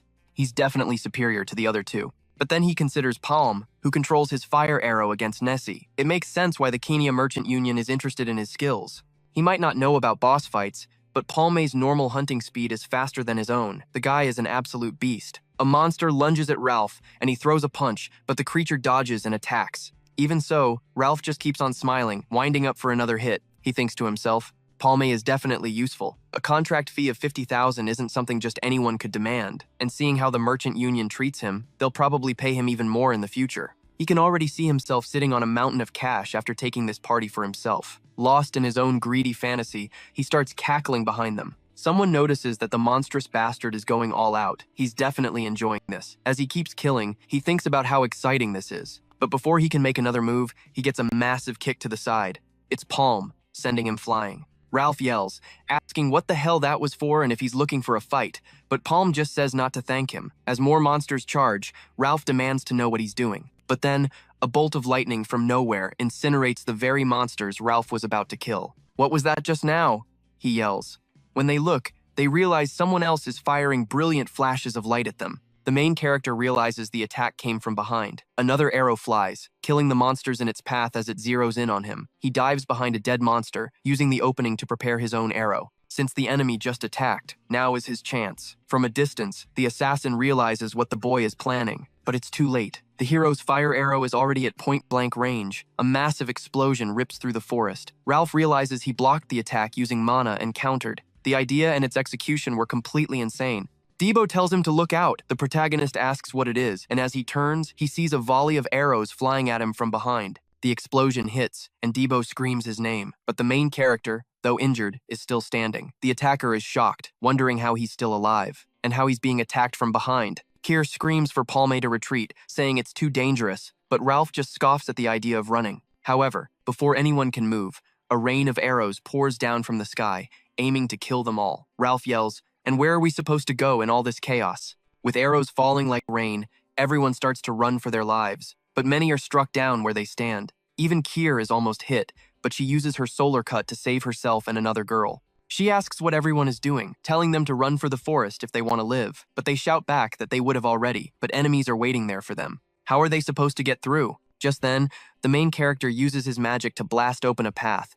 Ralph immediately bolts, shouting that he's going first. Kier yells at them to stop wasting time and move, rushing through the gap he created, but the arrows just keep on coming. Debo cries out that at this rate, they're all gonna die, so the protagonist fires his own fire arrow backward, trying to block the enemy's line of sight. He turns to Debo and tells him to listen closely. At that, the person attacking them realizes the main character pinpointed her location in an instant. She thinks that Evolok's worries weren't unfounded after all. She silently apologizes to Palm, but says her goodbyes as she takes aim at the running hero with everything she's got. But her arrows fly toward him and somehow miss. The assassin wonders how a mage can be that fast. Something feels wrong. There were 6 of them, but one has disappeared. Only now does she realize the axe wielder is gone. Just then, an explosion erupts right behind her. She's startled, with no time to escape. It's Palme, holding Debo's axe and unleashing his magic. And this time, he thinks, he saw it connect with his own 2 eyes. Meanwhile, Debo, wearing the protagonist's cloak and holding his staff, sees that the disguise swap worked perfectly. It's all thanks to the great Debo for buying them time. But then, an arrow pierces his stomach, and he collapses. Something is wrong. The protagonist feels it too, but there's no time to think. The arrows keep raining down on everyone. Kier grabs the fallen Debo to carry him to safety, but as she yells for everyone to run, an arrow hits her in the leg. She falls with Debo as the next volley closes in, but Ralph shouts for them to look out. He actually comes back for them, complaining that he's acting like a father when he doesn't even have kids. What a pain. They can only stare, completely shocked that Ralph returned. The assassin tells them to run wherever they want because they'll never escape his ultimate reach. But as he aims, he realizes something's wrong. Debo admits he has no clue either, but screams at Ralph to just shut up and run like the boss told them. Ralph fires back that he can barely even stand, yet he's still trying to act tough. They end up sprinting too far, bursting out of the forest. And when they look up, they see the second portal. It seems impossible. Could that monster Palm have known where it was this whole time? But Ralph declares they're saved thanks to him. The enemy is roughly 100 meters away. At this range, they can make it to the portal faster than his arrows can fly. Debo yells for him to wait, shocked that Ralph is actually thinking of ditching their leader. Ralph just asks if this isn't what he wanted, since the boss sent them here anyway. He decides they'll go through first and wait for that madman on the other side. But this time, the arrows fly from the front. They all go down in an instant, and Debo collapses to the ground. Ralph screams, trying to figure out what just happened. How did the attack come from ahead? Did the assassin somehow get in front of them in that short amount of time? Suddenly, another volley of arrows rains down on his body. But an axe flies through the air, stopping the deadly shafts just before they hit Ralph. He's stunned, and so is Debo, who recognizes the chief's axe. They realize, in that moment, he knew this would happen. He was always going to save them. However, the main character's method for saving them is a little unconventional. A gigantic tree trunk comes flying towards the 3 of them. Debo instantly sees the crazy plan as they're all swept into the second portal by one hell of a swing. And just like that, they finally escape. The assassin is left completely speechless, realizing the protagonist is truly an absolute madman. In the aftermath, the assassin continues killing anything that moves, but his arrows only find and kill another void worm. As one more monster falls, he grows frustrated. Why isn't he moving? He wonders if Palme is trying to lure him into a trap while hiding. He scoffs, finding the whole thing pathetic, but continues his hunt. He mutters that it's fine. He'll play along for now. He wants to see just how long Palme can survive like this. It's explained that 13 years ago, after being taken in by his master VK, a selection match was held. 300 assassins would fight until only 5 remained. And the assassin who I thought was a girl until now is actually a guy reveals that for 7 days, as they brutally killed one another, no one was ever able to detect him. For this, Master VK rewarded him with the title of Ghost. But just then, he's startled, whipping his head to the side and firing an arrow. It's just another useless beast. But then, an arrow from the main character rips through the air, blowing a hole in a tree right next to his head. He's shaken by the attack, admitting the kid isn't half bad. He quickly flees from his spot, dashing to another location. He lands behind another tree, thinking that with that last attack, Palme revealed his position. He fires a volley of arrows where he thinks Palme is hiding, but hits nothing. Then, another of Palme's arrows curves through the air, almost hitting him. He grows more and more shocked, wondering if this monster used telekinesis to trick him into revealing the wrong location. He realizes the kid is a damn demon, dropping to the ground and vanishing as fast as he can. But 2 more of the main character's arrows begin to zigzag through the forest, homing in on the assassin. The ghost spins around and fires his own arrow to intercept the attack, desperate to stop it before he gets hit. The impact creates a blinding flash of fire. But another of the protagonist's arrows comes from behind, nearly piercing him. He turns just in time to fire another shot, but the explosion catches him in its blast, sending him flying. He thinks about Palme, admitting that the kid is on another level. He's already trembling in pain from being thrown around by the inferno. But as he gets to his feet, he thinks, this is getting interesting. However, he suddenly inhales a strange type of smoke. Elsewhere, Palm notices everything has gone quiet. He wonders if the assassin decided to hide, thinking it's going to be annoying. The guy's stealth level is so incredible that he can't sense his presence at all. He's certain no one this skilled was in this portal during his previous life. He must be an assassin sent by the Kania Merchant Union. That means the future might have changed because he took part in the 100-person portal raid. Just then, a voice screams for Palme to show himself, shocking him. The assassin is on the complete other side. The ghost yells that they're just wasting each other's time, and he knows Palme is aware of it too. So why doesn't he stop hiding like a rat and fight like a real man? He says he heard rumors Palme was acting like some overconfident adventurer and asks if it was all just a lie. The main character just stares, trying to process this. He wonders how he got over there. It's impossible to cover that distance without making a sound. Did he teleport? Unless he used the quiver flow skill, there's just no way. But then, the ghost realizes. The kid is right there behind him, but his arrows are coming from a completely different direction. A location totally opposite from where the protagonist is looking. He's left more stunned than ever by this impossible attack. Meanwhile, in the vast emptiness, a portal spits out the 3 members of the main character's team. Debo realizes the chief left them all alone, but Rolf asks who said that's his problem, questioning why he's complaining to him. Debo starts cussing Rolf out, asking what he can possibly do by himself. Ralph just says he's sure their leader stayed behind for a reason. Then he notices something in the surrounding area. A skull. He wonders what this is all about. This is supposed to be a 3-mark portal, after all. So why are there so many corpses lying around? He says you'd only expect to see something like this in a portal with 100 marks. And then, it finally clicks. He realizes those bastards from Kania must have set this whole thing up. The random recruitment offer, the chase in the first portal, and now a body count that completely contradicts the portal's rank. There's only one answer for all of this. The Kania Merchant Union is backing the necromancer. Debo asks if he's serious, and he confirms it. They must have lured any adventurers who could get in their way here, and even sent a skilled assassin as the target. He says that's when he knew they were taking the bait. Ralph says they're not just supporters, they're the masterminds, but they'll have to deal with that later because the host of this party doesn't look too happy with the new guests. In front of them, a massive blue monster materializes, terrifying Kier and the others. The creature stares them down, its eyes filled with hunger. Debo asks if that's the portal boss, and Ralph confirms it looks that way. He says Debo is going to owe him big time for this, and tells them to consider themselves lucky, because he doesn't use this skill very often. He then pulls the item from his necklace, activating its magic. If you had to describe Ralph's character in one sentence, it would be a complete and total jerk. He's also been called a piece of trash, and it's said he would do absolutely anything for money. he's a total scumbag. But when you ask people to describe him as an adventurer, they say he's useful. He might be a jerk, but the guy has skills. In fact, he's probably the best three-circle bishop healer in existence. He begins to cast, and a powerful healing light washes over all three of them. Debo is shocked as his wounds completely disappear. He assumed this guy was a viper or some other damage dealer. But he's actually a bishop? That means even without using his true abilities, he was that strong.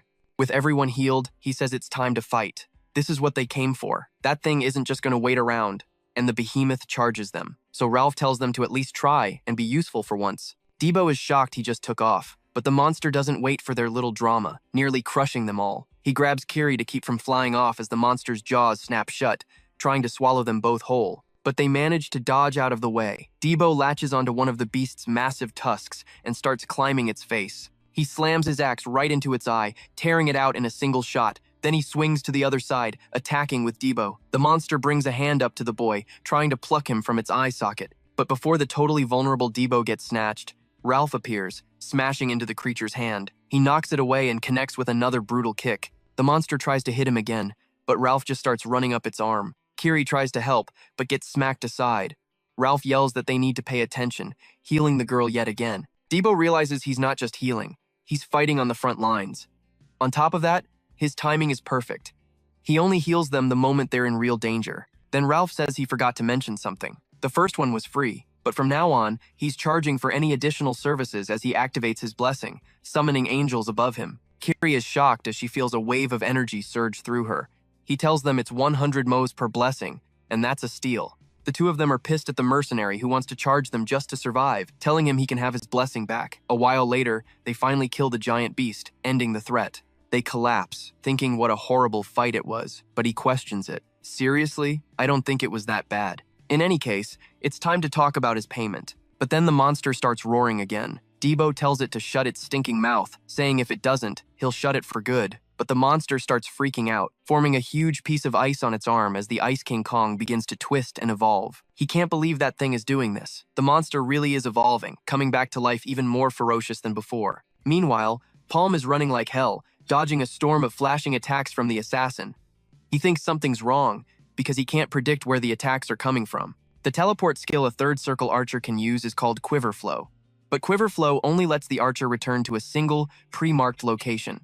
They can only place one mark at a time, so this should be impossible. Meanwhile, the ghost starts laughing, saying it's useless. Just like he said, he calls him so slow that he's going to die of boredom. But our hero summons a fireball, launching it backward to try and hit the assassin. The assassin screams that he missed again, telling him to keep wasting skills like that and he'll experience mana shock very soon. And the protagonist is truly affected by it, coughing up blood as dark marks spread across his body. The ghost continues the chase, saying he's trying to get through the next portal by using skills as a distraction, while our hero's explosion rocks almost the entire forest. The ghost says it's way too obvious. The protagonist knows he can't keep wasting his energy like this against an enemy he can't even find. He'll be fried if he hits his limit, and he needs to get out of there as soon as possible. But then an arrow hits right where he's running, and he's thrown to the ground by the explosion. He grabs another mana potion from his bag, thinking there's no time to hesitate as the arrows keep flying. He says he'll have to risk it, chugging it down and this time using a huge flaming orb that sweeps away all the arrows coming his way.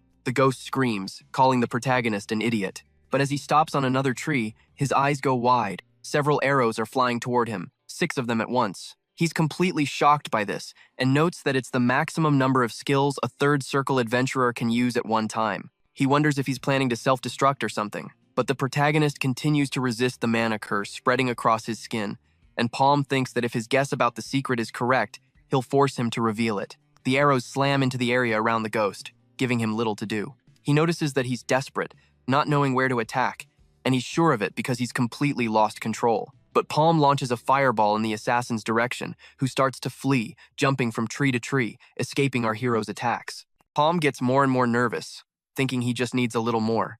And he blows up a large part of the forest with his fire and starts to suffer more and more mana reversal, coughing up more blood with every skill he uses. The ghost thinks it's useless, that he'll never be able to win like this, and says his fate is sealed. The protagonist is on the ground, already suffering from lack of mana. He says he's going to suffer terrible pain as his body collapses from the mana shock. The protagonist spits up even more blood, trembling and almost falling, but the forest begins to dissolve into fire, so he uses one more skill. This time, he finally manages to create something even bigger and creates a wall of fire around him, along with that gigantic circle above his head. And the ghost is startled, wondering what that is. Then the whole forest was swallowed by the flames. He asks if this is what Palm wanted and says it's bad because this way he'll be burned alive. And he thinks that place looks safe, a completely open area, and thinks he needs to get there. But then he notices something, thinking there shouldn't be a safe place. And so he realizes something, and when he turns around, there's something strange. He yells for his other version to come back because it's a trap. But then that other ghost asks what his brother is talking about. The protagonist then uses his telekinesis. The one who was running away is caught by a rock and thrown away. The ghost's brother quickly uses his arrow to break the rock behind him, also breaking the telekinesis. And his brother is almost caught. But Palm appears through the fire, thinking one is already about to kill that copy. But before the boy could hit him, the copy thrusts his bow into the ground, managing to get out of the way of the protagonist's attack. Then, before he could do anything else, he prepares to hit him with a kick, but Palm gets out of the way by ducking his head. So he thinks he doesn't have much time. He needs to finish this quickly, hitting the base of the shield that was stuck in the ground. This causes the ghost to lose his balance. And so Palm manages to hit him, throwing him away, making him lose his bow. Palm then prepares to launch another attack, and the ghost gets scared. The other, in turn, shoots arrows in the protagonist's direction, who has to get out of the way so as not to be pierced. And with that, the ghost tells Nier to get up and says that this bastard doesn't have enough mana to cast another attack spell, telling him to finish him off. And so, before he could do anything, a dagger comes his way and almost pierces his head, but he manages to get out of the way, seeing what it is. He realizes that he decided to use telekinesis, since it doesn't consume much mana. And that dagger begins to pursue him throughout the battle. But before he could do anything, the other one on the ground picks up his own dagger and goes after the protagonist, wanting to hit him while he's in the air. He's distracted, going after the ghost, but he manages to stop Nia's attack using his staff and quickly ducks. The dagger keeps chasing the other brother, who's firing off arrows trying to stop the damn thing, but he can't land a single hit on the flying blade. He says he's seen enough, pouring in a little more mana. But Palme gets crafty, now using not just the dagger, but also rocks, pelting the archer so he can't even get a clean shot. Meanwhile, he's up against the twin with the dagger, and our boy is giving him a serious run for his money using only his staff. The twin is shocked, wondering how a mage could possibly be so good at hand-to-hand combat. Then, Palme lands a solid knee right in the twin's gut and thinks that he can't stop there. He grabs that dagger again and sends it flying after the one with the bow, trying to kill him any way he can, but the guy manages to dodge the blade every single time. While that's happening, he uses his staff to knock the dagger out of the unarmed twin's hand and gets ready to bring the pain. But then, a real arrow tears right through his arm, and just like that, the archer twin thinks he's finally won. Anir tells his brother he did a good job, kicking Palmy away. As our guy gets kicked, he drops his staff on the ground. The unarmed twin grabs his dagger once more and prepares to lunge at him, unleashing a flurry of slashes. He taunts him, saying he can't do much with just one arm. But Palme gets ready to keep fighting, using pure martial arts to block. He parries every single strike from the twin's dagger, never letting it touch him. With just one hand, he manages to disarm the punk, grabbing his arm while the guy is freaking out, and twists it until the bone in the scarred twin's arm completely snaps. The kid screams at him to let go, cursing and threatening Palm, saying if he doesn't let go, he'll get shot again. But our guy just activates his ability again, launching a freaking fireball at himself. And that twin is totally terrified by what he's doing. From a distance, his brother screams for Palmy not to do it, but they're both engulfed in the wave of fire. He screams for his brother, Nero, but gets blasted away, slamming his back into a tree. As he falls, he can barely breathe from all the smoke and wonders what the hell is going on, seeing a monodome in front of him. He asks himself where his brother is. They both try to find each other, but Palm appears in front of one of them, dropping down from a tree with an arrow in his hand. And Nier is so done with this kid's face, telling him to just die already. As he pulls off his cape to defend himself, the protagonist pushes through and apparently stabs the twin with that arrow. Meanwhile, the twin trapped inside the dome is freaking out until he sees it start to crack. He runs to an opening, asking what happened to his brother, refusing to believe he's dead. And as he looks ahead, he sees his brother lying on the ground. He begs Nier to stay with him, trying to wake him up, saying they have to get out of there, that they've wasted enough time. They'll just quickly grab the phoenix feather and then finish the mission. But the body on the ground, which he thought was Palm, has something that shouldn't be there, his brother's bracelet. And when he realizes it, he sees that the one on the ground is Nar. The protagonist grabs his dagger and plunges it into him before he can do a thing. And finally, after killing them both, Palmy collapses to the ground, completely exhausted. He thinks to himself that he's so tired of fighting traitors. Meanwhile, At Gate 2 in the snow world, the other three are still getting their butts kicked by that revived Ed Berserker. It's wrecking everyone, with Ralph getting thrown away and the monster thrashing around, sending people flying everywhere. Debo is already messed up again, on all fours, staring at the gigantic monster in front of him. Then the enormous thing, which has doubled in size, gets ready to crush the kid into the ground. But Ralph shows up, trying to draw its attention to save him. However, the Yeti spots him and tries to throw a punch right at Ralph. But he says the thing is way too slow, slamming his fist directly into the creature's eye. After landing the hit, though, he wonders why this thing is so tough. He couldn't even damage the monster, and the Yeti just smacks itself in the face, crushing Ralph against its own head. He's in a really tight spot, getting squeezed, but Kiri appears, using Solar Cut to slice off part of the monster's fingers. Then she holds out her hand to Ralph, saying that this makes them even for him saving her life once. She grabs him, gets him out of there, and carries him on her back.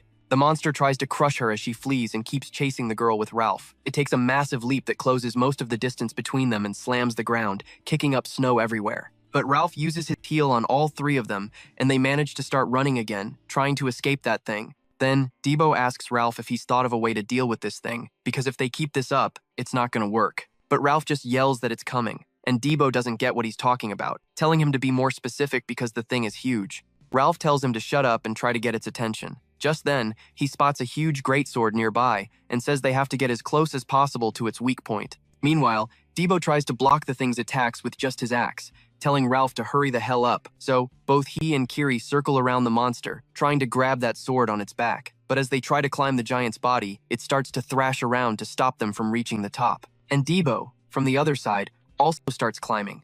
Realizing that it noticed them, he figures out it's not just some big idiot. The monster starts swinging, trying to grab them all, but they somehow manage to get away. However, it manages to land a massive overhead slam, burying one of them in the ground. And the one who falls is Debo. The monster comes in with another blow to finish the kid off for good. Kiri screams for Ralph to heal him quick, but the monster's attack connects. When she looks over, Ralph's in a bad spot. He screams Debo's name, and the monster hears it, looking at them both. Ralph says he only has 4 heals left, telling her she'd better do her damn best to dodge, because he's going to look for an opening. So they have to get ready. As they continue the bloody battle, the monster relentlessly chases them, getting angrier and angrier, and throws Kiri into the air before she can react. Ralph is pissed at her, since she did that right after he told her to dodge. He heals the girl again as she faceplants into the ground. Then he realizes she's passed out and thinks what a waste of a skill it is to save this girl. With that, he starts running, trying to lead the creature away from the 2 who are down. And Debo is just splattered on the ground like a bug that got swatted,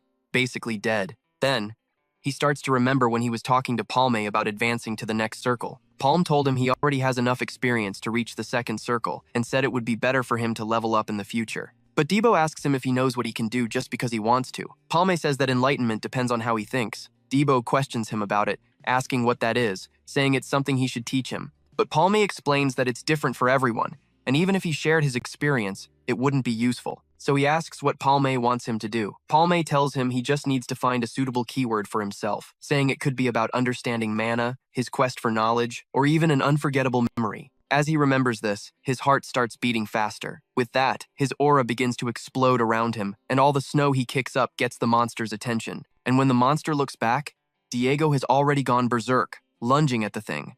It tries to swat the kid away, but Diego unleashes an explosive slash, severing the monster's hand. Ralph is stunned. He just sliced through that ice creature in a single blow. He wonders what the hell happened to him. Now, 2 glowing circles appear out of nowhere as Debo rushes the creature once more, climbing on top of it. Ralph can't believe it. That brat actually just leveled up. Then, he slices through another one of the beast's eyes. Launching himself into the air, he aims for the great sword stuck in the monster's back. He brings his axe down like a hammer, striking it with full force, and driving the massive blade deep into the creature's flesh, straight towards its core. But apparently, the force he used wasn't quite enough. The monster still has just enough strength for one last move. It leaps into the air, twisting its back, and aims its ice armor right at Debo below, crashing down on the boy to crush him completely. Just then, Ralph appears on the scene. He thanks the brat, telling him he did a good job. He starts healing Debo, yelling at him to get up quick. He uses a super effective heal on the kid, who starts hammering away at the creature. The monster roars in pain from the attacks. This gives Debo the chance he needs to get up and leap away, but the beast sees the boy is free and turns to attack him again. Debo tries to block the creature's attack with his axe once more, and Ralph, in turn, heals the kid again. With that boost, Debo manages to throw the monster back. But the monster, realizing Ralph is the real problem, grabs him and begins to crush him. The crazy mercenary just calls it a dumb bastard, asking if this is really the time to be worrying about him. And he uses his healing on Debo again, who is already next to the greatsword with his axe in hand, preparing to strike with everything he's got. When the monster finally realizes their plan and tries to react, Debo delivers the final blow, driving the sword deep into the monster's core. When the core finally shatters, they finish off the Ice Yeti once and for all. Or at least, that's what was supposed to happen. The monster starts moving again, throwing Debo off balance and sending the boy flying, slamming him into the ground. It then crawls out of the hole. He asks Ralph what's going on, with Ralph already collapsed on top of him. That's when the monster suddenly turns and runs away in terror. At the same time, the ice encasing his body begins to shatter. He looks back, realizing something is terribly wrong. His hand just fell off. His whole body begins to disintegrate, trembling in fear as he dies, turning into a block of ice before shattering into pieces. And the only one who witnesses the creature's death is Debo himself. Meanwhile, she is finally starting to wake up. Debo notices she's finally awake. They're now inside a cave, all three of them covered by the monster's hide. She asks if he's alive, questioning what happened to the monster. He says that, as she can see, it must be the new mascot for a losing team, because she just needs to look at what's covering her to know what it's made of. Debo adds that he was so hungry he tried to eat the monster's meat, but he couldn't. After all, it's way too tough, and he thinks that's disgusting. But she asks if he was waiting for them to wake up, and he says he wasn't really waiting. He just couldn't find the exit to the portal, and the temple outside isn't helping either, so he figured they might as well rest. Besides, Ralph looks like he's in terrible shape. He tells her he's going to scout the area after the blizzard passes. She should get some more rest while he does. And with that, he leaves the cave for a while. Outside, as he walks, the weather is even worse than he imagined. As he walks, he nearly freezes solid and thinks that 24 hours have already passed. He wonders what happened to the boss, but as he thinks about it, he scolds himself. He can't believe he's actually worried about that guy, until he sees something behind him. A hand, and another monster. He mutters that he was hoping it was him, but it's definitely not the things he was looking for, and he kills all of them. Then, someone appears. Kier notices someone approaching and asks why Debo is covered in blood. He says it's nothing, but she wonders if there are still monsters out there, saying it's too dangerous and she should go with him. But he tells her someone has to look after the half-dead guy over there. He's her companion now. She says she'll go next time, that she can't let him do all the work, but he says it's fine. He should be the one to do this, to prevent her from exploring the same area he already has. He tells her not to even think about wasting her energy and to just rest there. The girl realizes what he's saying makes sense and calls him an idiot. He's just trying to act tough, but he's going to collapse any minute, and then they'll really be stuck. So, Debo keeps walking everywhere, killing monsters and trying to scout the area until he finds himself trapped in the middle of a ravine. He thinks it's freezing cold here, and he still has to fight these things. He tries to kill them all, but an ice yeti leaps on top of the boy, dragging him down below. He thinks that was way too close. He almost died that time. However, he spots a human nearby, but it turns out to be just a body. Seeing that he seems to have died recently, he approaches the corpse. He wonders what this is, noticing a will with him. He sees it's a letter with a lot written on it too. The letter says he entrusts it to the hands of whoever finds it, and that they can also keep his gauntlets as a thank you. And if the finder belongs to the warrior class, they will also benefit from their warrior's mastery ability. As they can see, they fell into the traps left by Kania, and their team was wiped out by the Snow Yeti. The only silver lining in all this is that they found the exit portal. Except, it seems the exit portal is special, and his hunch is that you need to defeat the boss to activate it. The adventurer asks him to check the back of the letter for its location, and he truly wishes him good luck. And if he can, he should deliver the letter to its intended recipient. And so, Debo reads the whole thing, makes a grave for the warrior, and buries him with his sword stuck in the ground in front. Then he walks back and leads everyone to that portal. Once there, he picks up Ralph and starts carrying him out. But she looks back, waiting for the main character. But seeing that he's not there, they cross through the portal, returning to their reality. She asks Kier what they do now, and she says they need to regroup. Neither she nor he knows what to do. But then a guy from outside says he can't believe what he's seeing, and they're both shocked. They realize the ghosts have actually returned. Debo recognizes them as part of Kania's group. He curses, thinking this is bad. They're completely screwed. The guy in the death mask tells them not to worry so much, because they're going to end this quickly, rushing towards the three of them. She puts herself in front, protecting both Debo and Ralph, pushing him back. But another assassin throws some poisoned kunai into the girl's leg, forcing her to her knees. Debo worries about Kier, but another assassin comes from behind, only for that assassin to be instantly killed by a flash of light as the main character's fire arrow pierces through them. She's stunned, and everyone wonders what they just saw, as the arrow zigzags through the air, killing every single attacker that was behind their group. Witnessing the slaughter, they wonder what is happening, and when Debo looks back, he breaks into a huge grin, saying he really didn't want to say this, but he has to. The main character asks, "Did you miss me?" Debo says, "Whatever, man. You owe all of us a drink for being so late." My friend, look at the main character's design. The dude looks absolutely insane. Meanwhile, somewhere else, a guy is petting a purple saber-toothed tiger with demon horns like it's some fluffy kitten you'd have at home. He figures an adventurer of his caliber just appearing out of thin air is absurd. They have no idea about his origins. They're just going to have to risk drawing a little attention. And with that, Beiju returns to her master, reporting that El Paim is back. She asks if they should honor their end of the bargain, but this guy isn't having it. He just orders him to be killed. Beiju asks what he's talking about and tries to argue, but the psycho says public opinion is the least of his worries right now. El Paim's actions are beyond their predictions, and they'll just cook up an excuse later. But she says she's afraid he isn't alone. Her master questions what she means. She confirms that the main character brought company. He's definitely with someone. Meanwhile, Ralph starts complaining about the food he's eating, saying it's bland. But Debo totally flips out, telling him to just shut up and eat. He questions how he could dare to complain when his own sister made it for him. But then Alpha points out that she obviously didn't add enough salt. The girl is all smiles, talking with Kiri, telling her to let her know if she wants more, and Kiri just keeps thanking her. Debo says this is exactly why he didn't want to bring him here, but admits it's better if they stick together. The Kanya Union has probably already heard the news, and this is the best place to hide out and protect his sister. He says it probably won't be long before they're found, even if they go somewhere else. Just then, the door opens. Debo is shocked. Our hero asks how everyone is. Debo retorts he times was times fine, until just now. The main character says he was out taking care of business. They all ask, "What kind of business?" Speaking of business, Ralph remembers he wanted to know if they could settle the payment soon. He says they can put off the whole who's the leader issue, since they all contributed about equally. But what about the 7 million mesos he was promised? Debo gets furious, asking if he's crazy. Does he really think he can demand payment from Kanya right now? He reminds him that he's Times, the one who claimed he took care of the Snow Yeti alone, even though he doesn't seem to remember it very well. Not to mention, while he was asleep, they were searching for the portal exit. And he adds that El Paim supposedly took care of 2 assassins all by himself. But Alf asks in total disbelief if anyone actually saw that happen. Debo thinks to himself that the guy is a real scumbag. Kay asks our hero what he's going to do now. He says Kanya will make another move, and when that happens, they'll do something. Just then, Abbas gets angry, asking how much longer he's expected to wait outside. Debo's sister asks who he is, and everyone is surprised. Kier recognizes Abbas lurking over there. He yells at our hero, "Can you tell the idiot who went inside to hurry up?" A few moments earlier, Lacan had told Abbas to fix the mess he made. He thinks to himself that things are getting out of control. He can't believe the Kanya Merchant Guild found El Paim. They started a portal raid before he even had a chance to do anything. He wonders if he should have made a better offer, thinking he's toast at this rate. But then someone knocks on the door. He's shocked that El Paim returned. "This is a surprise," he says.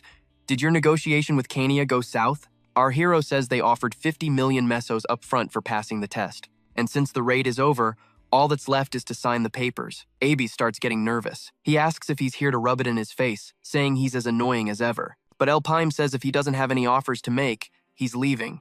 Abbas thinks for a moment, then gives in. "You win," he says. "I'll give you 60 million mesos. I'm offering more than you even demanded." Our hero, however, just gives him a happy little smirk and signs. Abbas says that now they're officially partners and tells him to get to the important stuff. Then El Paim reveals that Kanya was behind the sabotage of the 100-person raid. Abis is shocked by the information. Our hero then says even the test portal was a trap they set up. They disguised the portal that caused over 100 deaths as a 3-star portal and even sent assassins. Abis is floored by this, realizing they must have contacted him to get rid of the evidence. He starts laughing, thinking about Kania. He thinks that this time, they'll expose their betrayal for good. But then El Paim asks if that will be enough. Abbas questions what he's talking about. Our hero explains that his testimony is the only evidence against them, and they can always just deny the accusations. Abbas says of course they will, but at least their reputation will be completely tarnished. The other merchant guilds are looking for a scapegoat to blame for the failure of the 100-person raid, anyway. And if they could at least slow down Kanya's business with this, it'll end well. But our hero says they have a way to crush the Kanya merchant group. He says he's not talking about making them lose a little influence as the second biggest guild. He's talking about completely wiping them off the Maple World map. But then Abbas asks what information he's hiding from him, since they're officially business partners now. Our hero tells him not to leak the information about their sabotage just yet. It's better to bombard them with everything they have all at once. Abbas says he's right, but tells him to stop the suspense and just say everything. El Payam finally gets straight to the point, saying the followers of the Black Mage have started to move. Back in the present with Beiju, she says it's been a while for Abbas, asking what brings him there. He says he wanted to apologize in person. She questions him about it. He says there were some misunderstandings between El Payam and his guild. He explains that he's still young, and he lost his temper in the heat of the moment and came all the way there. But to make things clear, El Payam is an official business partner of the GFO Merchants Guild. He says he wanted to apologize for making it look like an attempt to tamper with their contract. She says she understands, and fears she won't be able to make the payment as planned, asking if that's okay. He says that's acceptable. This is a little off topic, he adds, but I realize the importance of having the right people working for you after this incident, and I've decided to compensate them properly. She asks him what he's talking about. Abbas cracks a huge smile and says the GFO Merchant Guild will have skilled bodyguards watching them 24 hours a day to prevent any unfortunate events. He's talking about El Payam's entire group. Since they've confirmed their teamwork is unmatched, he says that means if anyone tries to hurt El Payam's team, they'll have to face the entire GFO Merchant Guild. She is left completely speechless. Later, Debo finds out the kid managed to get 60 million mesos. He's amazed, asking how he pulled off a miracle like that. On top of that, Kiri points out that he also got them bodyguards. The thought that the GFO Merchant Union would go that far is just too much. Ralph loves El Payam's great work, saying his business sense is absolutely marvelous. But the main character tells them to calm down. Ralph says this makes him reconsider his position on the group's value. This will be a perfect team, and will finally get rid of mediocrity. But Debo just says he thinks he's the last cookie in the package. Ralph says it's worth mentioning one thing. There's no bishop like him in Leith Harbor. No. In the entire Maple world. He claims he can not only cast heals super fast, but also serve as a tank on the front lines. They think he's actually really cool. Then he asks about Debo, calling the kid a rookie. Debo gets pissed about that. But then Ralph asks where El Payam managed to recruit a beast like him. He asks about it, and Ralph admits he thought the kid was useless. Until he got knocked out. Then he gained a circle and took the guy down solo, saying there's something unexplainable about him. And Kiri points out that, come to think of it, he passed out against the goblins right before wiping them out too. But Debo says they can share stories all they want. He seriously doesn't remember a thing. The only memory he has is like a dream, and this woman he's never met keeps showing up in his visions. In the dream, he follows her, fighting in all sorts of battles by her side. It's like they've been partners for ages. But weirdly, he can never remember her face when he wakes up. He does remember she uses an axe, which surprises Palme. He notes that in his past life, everyone knew Jill and Aran traveled together. This mysterious power, and the woman from the dream who resembles Aran, might be connected. He starts to wonder. Is he regaining the powers he had in his previous life whenever he blacks out? He questions how this is even possible. Did he screw something up by traveling back in time and completely change his destiny? But Ralph sneers that while Debo's flawless, his intelligence is seriously questionable. Debo gets all pissy, snapping back at Ralph, as if he actually thinks he's just as smart. But Ralph says he's kind of like El Palme, admitting he gained circles at an insane pace and has incredible composure for an adventurer with his limited experience. He says he finally gets why the Gayford Merchant Union is so desperate to keep him. On the other hand, he's not so sure about Kiri. He says he doesn't want to be rude, but he's going to be. Blunt. She's got good fundamentals and common sense, as expected from a former drill sergeant for the Cygnus Knights. For a two-circle adventurer, she's decent enough. But that's it. Nothing about her stands out. And the Gayford Union isn't stupid. They only put up with them for a reason, and they reward them accordingly. Their next move is to deliberately walk into the trap Kia set for them to secure evidence that they really are followers of the Black Mage. And for that, he's willing to do anything. He doesn't care how shady it is, as long as he gets paid. But he's not about to split the spoils with someone who's clearly dead weight. He asks her why she doesn't do them all a favor and go back to the Cygnus Knights. And the girl has nothing to say. After all, he's right. She hasn't really done much of anything so far. Her mind flashes back to her time with the Cygnus Knights. A guy tells her he heard she'd run into some trouble recently. He claims he thought she died in the 100-person portal raid since he hadn't seen her in a while. The girl sees that it's Kaishan. He asks if she's going to see the master, and she says yes. He then scoffs that she wanted to join some adventurer's party, calling it absolutely ridiculous. But maybe, he adds, it's more her speed. And maybe it's the only way to save the master's reputation, or the knight's. As he walks away, he reminds her that her master should be in his office. The girl is left looking like crap after hearing all that. She really does go to her master, who asks if she wants to resign her post. He asks what's happening, wondering if he misjudged her character. She apologizes to her master, saying she can't tell him the details at the moment, but she will when the time is right. But he questions this right time, looking her over. He says, all right, then declares that them making her join this adventurer's party will be part of her secret mission. He only asks that she come back and report directly to him every 3 weeks. He tells her not to forget it, because she is still his pupil and a Cygnus Knight until the day she ceases to exist. I'm starting to think this guy isn't well-intentioned, you know? I'm just keeping that in the back of my mind. So she says she knows how useless it sounds, but the Black Mage's followers have also infiltrated their forces. She can't go back to her master until she has something to report, and she says she's not staying for the money, just asking them to give her a little time, promising she'll improve, and asking to stay. Palme gives a little smile while Ralph says she's way too naive and it's making him laugh, telling her to get lost before he forces her out. But then Palme asks how determined he is, and they all look surprised. Ralph tells him not to say that the boy was being serious. Palme says that knowing Kiri, she would probably ask in all the wrong places to find the followers, and that would certainly make things difficult for them. Besides, he says to Ralph, he keeps talking about being skilled, so he wants to tell him something. He says Ralph seems pretty proud of the little skills he has, but he's not the only one disappointed with the group members. He sent them to the second portal first because he had faith they would easily take care of the boss there. But it turned out they would have been wiped out if it weren't for Debo. But he says they didn't fight an ordinary beast, saying Palm wouldn't know. He asks about the Snow Yeti, saying he's hunted a Snow Yeti by himself in the past, leaving all of them surprised and telling him to stop being ridiculous. So he says that although it was in his past life, in fact, he was really planning to take care of the monster by himself. But the assassin sent by the Khania Union was much stronger than he expected, so he had no choice but to change his plans. And both his group members and he were at a disadvantage. But Ralph doesn't believe the kid, saying he was just a slave before being hired by the Gayford Union. However, Palme gets serious with him, saying that if Ralph doesn't believe him, he's always ready to prove it. He unleashes that killing intent on him, making him put his tail between his legs. He says he thinks that won't be necessary, but he asks if Palme is saying he doesn't need him either. However, the boy says that's not it, saying what he wants is for all of them to get stronger together. And they have about a month until the next raid.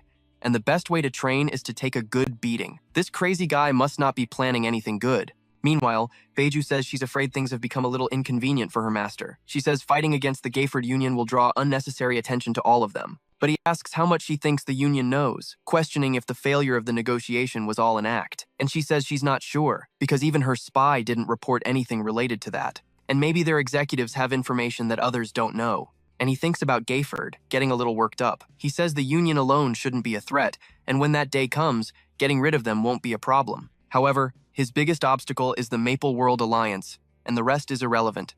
And it's been that way for over 800 years. The alliance formed between the Cygnus Knights, the Resistance, the Adventurers Union, the Nova, and other groups, with Empress Cygnus as the leader. And since the 6 heroes were sealed with the Black Mage, they are the only threats left. They should be able to take care of the fight between the merchant guilds easily, but he thinks something doesn't add up, asking if he could have really done it with just Gayford's support. And Beiju remains very apprehensive while he thinks, and he tells her to prioritize collecting any information she can about the Gafford Union. And she takes his order immediately, disappearing from there. Then that guy thinks about El Palme, saying he hopes he becomes a worthy adversary. Meanwhile, in a forest, they are all taking quite a beating, with Ralph being thrown backwards. He questions what kind of mage he even is. The protagonist just scoffs, telling them to stop waiting around. Come on, hit me with your best shot, he taunts. Land one clean hit, and we'll call it a day. Alf tells him to back off, but Palm just keeps pummeling them as they scream. From a distance, Debo watches in disbelief. They're so damn loud, he complains. How am I supposed to focus with all this noise? He mutters that he'd rather be doing physical training with them, wondering why he's stuck meditating in the first place. Then he remembers Palm's words. His mission is to draw out the power that only awakens when he's unconscious. He doesn't even know if it's possible, but if it is, things are about to get real interesting. Ralph suddenly screams, "Don't hit the same spot twice!" Listening to the chaos, Debo wonders to himself, can he really get stronger with a bizarre method like this? Later, back at the house, Ralph confronts Palm, asking if he's sure this is the right way to train.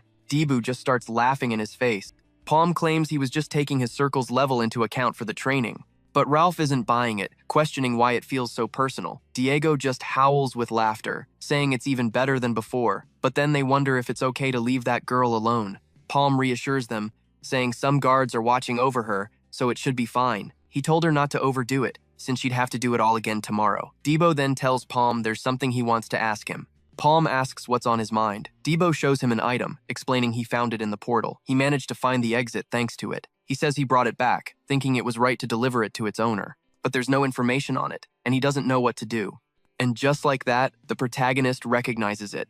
The ring. The Crusade's ring. A memory flashes in his mind. Debo asks if something's wrong. Actually, I have an idea, he says coolly. I'll take care of it. He then tells Debo to get some sleep, because he's joining the physical training session the next day. Hearing this, Ralph is ecstatic, while Debo looks absolutely terrified. Elsewhere, she's still training with her sword, striking tree after tree, clearing the forest around her. Exhausted, she collapses, remembering her sensei calling her useless. The memory fuels her rage, pushing her to get stronger. Meanwhile, Palm walks to a hidden corner and knocks on a door, waiting. But the response comes from across the street. A man asks who he is. He replies, "For now, I'm a mailman," showing him the item Debo had found. The official story was that mysterious criminals destroyed the portal's entrance during an accident. The mighty Merchants Guild did their best to find the culprits, but failed. But honestly, there was no need. The portal simply reappeared near its original location not long after. And once that news went public, the portal destruction stopped completely. He only figured out the truth about the so-called criminals much later, on his own. The real reason behind it all was something else entirely. He steps into the hideout where the man was waiting, his eyes scanning the area. "How do you know about this place?" the man demands. "You have 5 seconds to explain." Several dangerous figures emerge from the shadows. "The Silent Crusade," Palm says without flinching. "A secret organization that figured out the portals were traps set by the followers. You were the ones destroying them. But your selfless efforts went completely unnoticed in my previous life. This time, however, it's going to be different." As they draw their weapons to deal with the intruder, he uses telekinesis to float the ring over to them. "I recovered your lost item," he says, "but it seems you're not in a rewarding mood." A woman starts counting down. The protagonist smirks. "You're all obviously lost. I know the shortcut." But the count doesn't stop. "This won't end well for you if you keep wasting my time," he warns. The countdown continues. He sighs. "Due to personal reasons, I can't tell you how I know about this place. But if you kill me right here, under Eldon City Hall, and your leader Batista's hideout will be exposed." The woman immediately lunges toward him. "Who the hell are you?" she demands. "It's an honor to finally meet you, Starlin," he replies, as she freezes in shock. Though, "It's been a while would be more fitting," he thinks to himself. After all, they were comrades in his past life. Starlin had joined the resistance after the Silent Crusade was wiped out. They fought countless battles together, side by side, until that fateful day. When the dragon swarm descended from the skies, she told Palm, "See you soon," and sacrificed herself to save him. "I'll start by repaying my debt to you," he says aloud. "Let me be direct. You need to get out of Kerman City. The followers have already identified this location. And one more thing," he adds, tossing another item to her. "I found this recently. It had something interesting on it." She catches it, questioning what he means. "If this is some kind of provocation, it's not going to work," she snarls. "That's for you to decide," he replies, gesturing to the girl next to her. Starlin looks, and her eyes widen in horror. It's the tattoo, the symbol of a follower. The others gasp in shock. The mark of a follower? Why would Kania have that? Starlin thinks to herself that it's the symbol all followers have tattooed somewhere on their body. It's not easily detectable, remaining invisible until mana is channeled into it. On top of that, very few people even know about the followers. She glares at him. "What do you want?" "Because if you say you're here to help, I'll kill you myself." He simply answers, "Information. I need information." With that, the protagonist turns and leaves. After he's gone, someone asks Starlin, "Don't tell me you actually trust him." "Of course not," she replies. "He's more suspicious than anyone I've met. From the moment he appeared, I've been thinking, if this is a trap set by the followers, we're in deep trouble." As the protagonist walks away, she adds, "But maybe we should play his game for a while and find out for sure." He thinks to himself that this was an unexpected gain. He got the information he was looking for. Still, he can't believe Kania was already making her move. He wonders if his interventions have changed her plans too. At this rate, they're bound to do something big. His mind is made up. They're heading to Nautilus, a place that sits in the middle of the ocean. At the port, Debo looks around, amazed. "It's been a whole month," he exclaims. "My body is itching for some real action." Abe tells the protagonist to choose between two options: a 60-person portal with 6 diverging paths, or the 77-person portal in Ilia. Both are high-profile enough to attract Kania's attention. "You've rested for a month. It's time to get back to work." The protagonist says he's not sure and needs to think. Abe's is stunned. What are you talking about? Don't tell me you're backing out now. I've already decided where I want to go, he declares. To the tomb of the Eagle Eye. Abe's is completely shocked. The tomb of the Eagle Eye?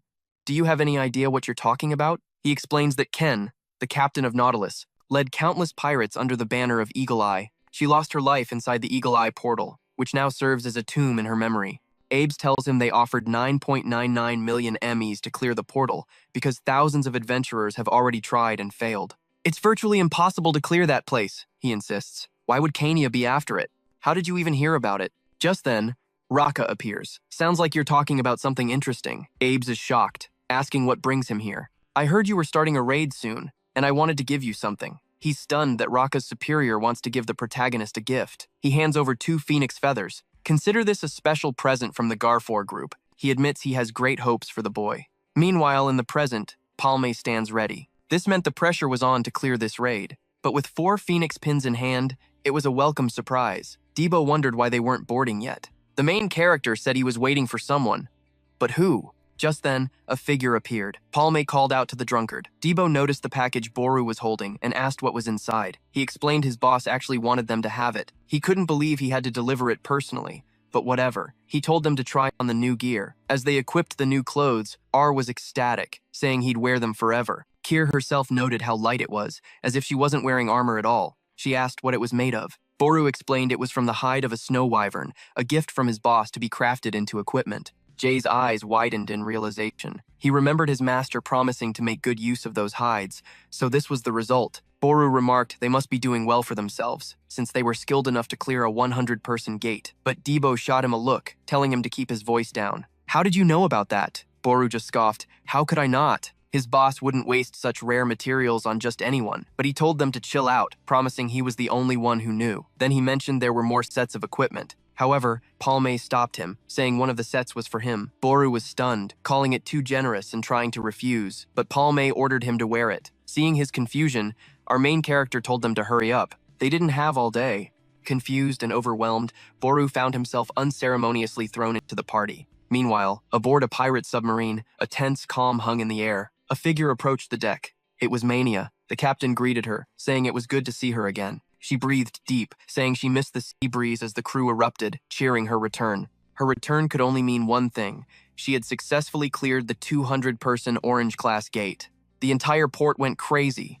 This news would change the meta for all raiders, but her captain told them to stand down. Meener immediately questioned the captain. She'd cleared a 200-person gate, a 74-person one should be easy. She argued her skills had already surpassed the legendary Eagle Eye, so there was no reason to stop her. But the captain's eyes narrowed.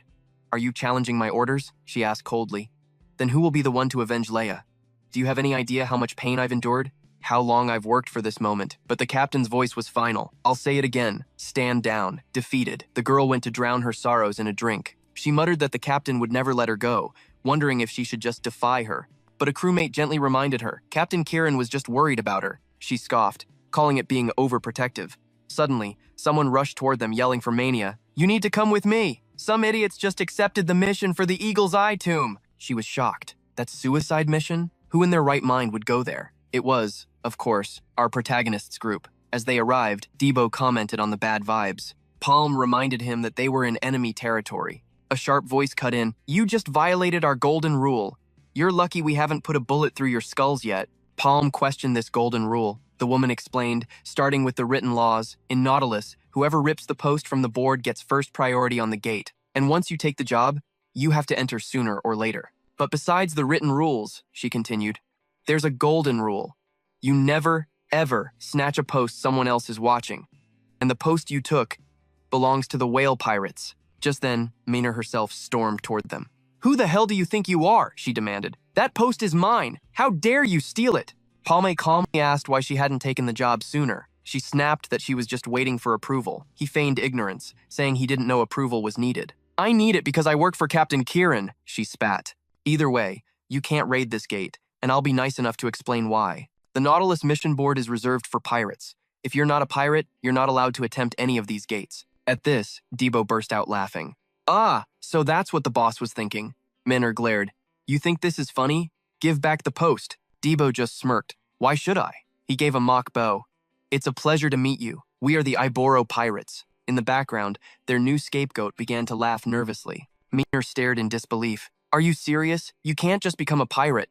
There's a certification process. But Debo waved her off. Don't be so harsh. We're all fellow pirates here. He then gestured grandly to their nervous companion. Surely you've heard of the legendary Captain Iboro, leader of the Iboro pirates? Boru could only manage a pained, sweaty smile. Debo pressed on. This man is a real pirate. How else did we get into Nautilus? And a group led by a pirate is a pirate crew. But another man interrupted. Stop being ridiculous. You just admitted the rest of you aren't pirates. And who are you? Debo shot back. Manhwa recognized him immediately. It was Murat, a man with an absolutely absurd aura. He asked why they were making such a scene. Palme thought on the name, not recognizing it from his past life. He spoke calmly. It's not like we've broken any rules. Murat raised an eyebrow. I'm not so sure. Kieran makes the rules, so she decides. He then eyed their small party. Where's the rest of your crew? This can't be everyone. Our protagonist confirmed that all 5 members were present. The surrounding pirates began to whisper. This was beyond insane. How could a party of 5 possibly clear a 74-person gate? They called it suspicious, to say the least. Murat focused his gaze on their leader. What's your name? When Palme introduced himself, the name sent a ripple through the crowd. Wait, not times that times Palm? A woman asked if he was someone they knew. Another's eyes widened. I've heard about him. If I remember correctly, he's the survivor of the 100-person Red Gate incident. A wave of shock hit the crowd. He was from that time's portal, where nearly every adventurer had died. They realized this group wasn't weak. Debo proudly confirmed it. But the pirates questioned, so what? The woman scoffed. You still failed to clear the gate and barely survived. It just means you weren't good enough. But one of Meaner's own crewmates shot back. Why are you yelling at him? None of that was his fault. She ignored him and continued. On the other hand, Mener cleared a 200-person orange-class gate. She is clearly superior in skill and intelligence. Mener herself began to look embarrassed by the praise. Murat cut through the arguments, looking directly at our protagonist. Why don't you just find some other place in Midel to raid? Since you took the post, you get the first attempt, he conceded. You have 69 more slots to fill. Perhaps other groups will join you. Debo tried to object, but our protagonist agreed. This caught Debo off guard. Palme then made an announcement. 100,000 per slot will be paid. However, I'm only taking 10 more people with me. Everyone questioned if he was serious. The pirates muttered that the kid would die anyway. Why not just wait for him to fail? But Mener refused to take that risk. If they just escape the gate to save their own skins, the opportunity will be lost for good. Murat reminded her. And what about Kieran's approval? She looked back with sheer determination. I can't just stand here and wait. I've realized it's much easier to ask for forgiveness than for permission. It's a classic saying, right? It's easier to ask for forgiveness than permission. But who am I to say if that's true or not? Then, she declared to everyone, this gate is mine, and no one else is going to clear it. Ralph turned to Palm, completely confused.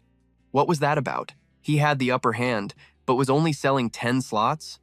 This was a huge chance to make some serious cash. They're complaining about losing 5.9 million because they didn't sell the raid spots fast enough. But Kier argues they'd be outnumbered 14-1. He asks if they forgot about the followers hiding among them, but the other guy just scoffs, saying they'll just crush anyone who gets in their way. But our main character knows he can't afford to take any chances. Not this time. He knows the enemy's true goal. Captain Curiel's first protege, Leia the Eagle Eye, was killed in this exact 74-person portal, assassinated by those same followers. Her second protege, Manor, was also murdered there. Shattered by the loss of both her students, Curiel gave up the adventurer life and went into hiding. The followers took advantage of the power vacuum and tore the Nautilus apart. All of this was supposed to happen 2 years from now. But the timeline has shifted. According to the Silent Crusade, money from the Cania Merchant Union was recently traced to the Nautilus. It's a dead giveaway that they're executing their plan ahead of schedule. They have to restrict the number of adventurers to protect Manor. He is not about to make the same mistake twice. He needs to conserve every last drop of his mana. Meanwhile, everyone around Boruk starts trash-talking, wondering what the hell he's even doing there. Later that night, a knock comes at the door. Our MC uses telekinesis to see who it is before opening it. He's shocked by who he finds, and lets them in. It's Captain Kieran herself, along with Murat. He asks what brings them here so late. She says she needs to confirm something in person, and demands he be honest. She looks Palme dead in the eye and asks, "Are you a follower of the Dark Mage?" The question hits him like a truck. How could she possibly know? He wonders if the future changed again, or if she knew all along. If she knew, then why did she let Manor die in the original timeline? Murat sees he's shaken and gets aggressive, but Palme insists he's not a follower. He was just stunned by the question. But Kieran is sharp. You certainly don't doubt their existence, she says. He admits there's no point hiding what he knows. She fires back. Then how do I know you're not one of them? Do you have any proof? Palme says he can't really prove it, but he knows she already has her answer. She knows who the followers are, and she knows what his relationship with them is. Otherwise, he says, I would have been greeted with a bullet to the head, not a question. He asks if the Silent Crusade was the one who tipped her off, noting her impressive connections. She confirms it. The Kania Merchant Guild times are times the followers, and he's their enemy, but she makes it clear this doesn't make them allies. However, they can work together against a common foe. Palm figures that's why she's here and asks what she wants from him. She tells him the situation is grim, and she knows the followers of the Dark Mage were behind the death of Leia the Eagle Eye. The problem is, they've infiltrated the Nautilus so deeply that she can't trust anyone besides a few loyal crew members and Marat himself. Palm is surprised they've already gotten this far, muttering that things are moving way faster than he anticipated. Kieran says her sources told her they're making their move soon, and she has every reason to believe their next target is Manor. With Leia gone, she's become the new icon of the ship. If Manor, the one pirate everyone looks up to, also dies, the Nautilus will descend into total chaos, and not even Kieran will be able to restore order. So she proposes a deal: bring Manor back safely from the tomb of the Eagle Eye. In exchange, she'll give him any item from the Nautilus's treasure vault. Sometime later, at the entrance to the 74-person portal, Debo is all hyped up, telling everyone to get a move on. Manor heads into the portal with our hero. Once inside, Debo gawks at the creepy new environment. Kier snaps that this is no picnic, telling them to keep their guard up. Ralph is still grumbling about the money they lost by only selling 10 spots, when suddenly, a strange, velociraptor-like monster appears.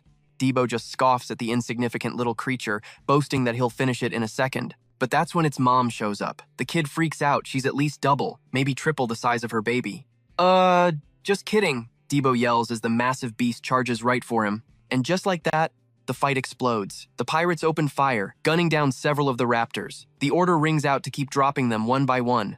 A pirate shouts to Gil that the gunfire is attracting more monsters, but he tells her not to panic, bragging that they shouldn't fear these stinky Dracos since he's cleared a 2 to 100-person portal before. He's so busy boasting, he doesn't see one sneak up right behind him. But before it can land a killing blow, a perfect shot from Manor blows its head clean off. She calmly tells Gil he was right and orders everyone to regroup. Stay calm, she commands. I'll take care of the rest. The monsters keep swarming them as our hero's group falls back. Debo can't believe it, wondering where they're all coming from. Then he remembers Palm suddenly ditched them, saying, "Go on without me, there's something I need to do." He gets pissed off, thinking Palm ran off to do something alone yet again. Just then, Debo gets cornered against a wall. He dodges out of the way on pure instinct as a monster slams its head into the rock, dazing itself. He seizes the opportunity and finishes it off, declaring, "All right, we can do this." He remembers Palme's harsh words from earlier. "Your teamwork on the battlefield is horrible. Fighting like this, you're just wasting energy. You need to work together as a team. And from now on, you'll think of each other as family." Of course, all three of them were totally shocked and hated the idea at the time. Palme's plan started with Debo. He now tears through everything in his path, recalling the instructions. Charge the enemy formation and wreak havoc. Don't focus on killing them in one hit. Instead, just concentrate on inflicting damage. Keep pushing forward, no matter what happens behind you. Ignore any attacks from the rear, because Ralph will be protecting your back perfectly. In the present, Ralph taunts Debo, "What would you do without your daddy?" And Debo just tells him to shut his mouth. Palme's order to Ralph was clear. You will act as Debo's shield. Abandon your selfish solo combat style. From now on, you fight for Debo. Protect him at all costs. And that's an order. Against all odds, the crazy plan is actually working. They now stand back to back as two monsters approach from either side. "Let's see what you're made of," Ralph yells, as they each lunge at a different beast. But then he's horrified to see Debo is trapped and about to be hit. "Son," Ralph yells, diving in front of him to take the blow. He dramatically muses if this is what a father's love feels like, calling the moment touching. "Can you please stop talking crap?" Debo yells. He remembers Palm's final instruction for their female teammate. Last but not least, your role is crucial. A burn from your skills isn't easily healed. You will use that ability to finish off the creatures they injure. And she puts the plan into practice perfectly, unleashing her solar cut to kill the monster with a single attack. Palm reflects that she's the one who's made the most progress of them all, reaching the third circle in just a month. "Hey, this isn't as bad as I thought," she says, a new confidence in her voice. "We can handle this quick, even as a fresh horde of Dracos charges right for them."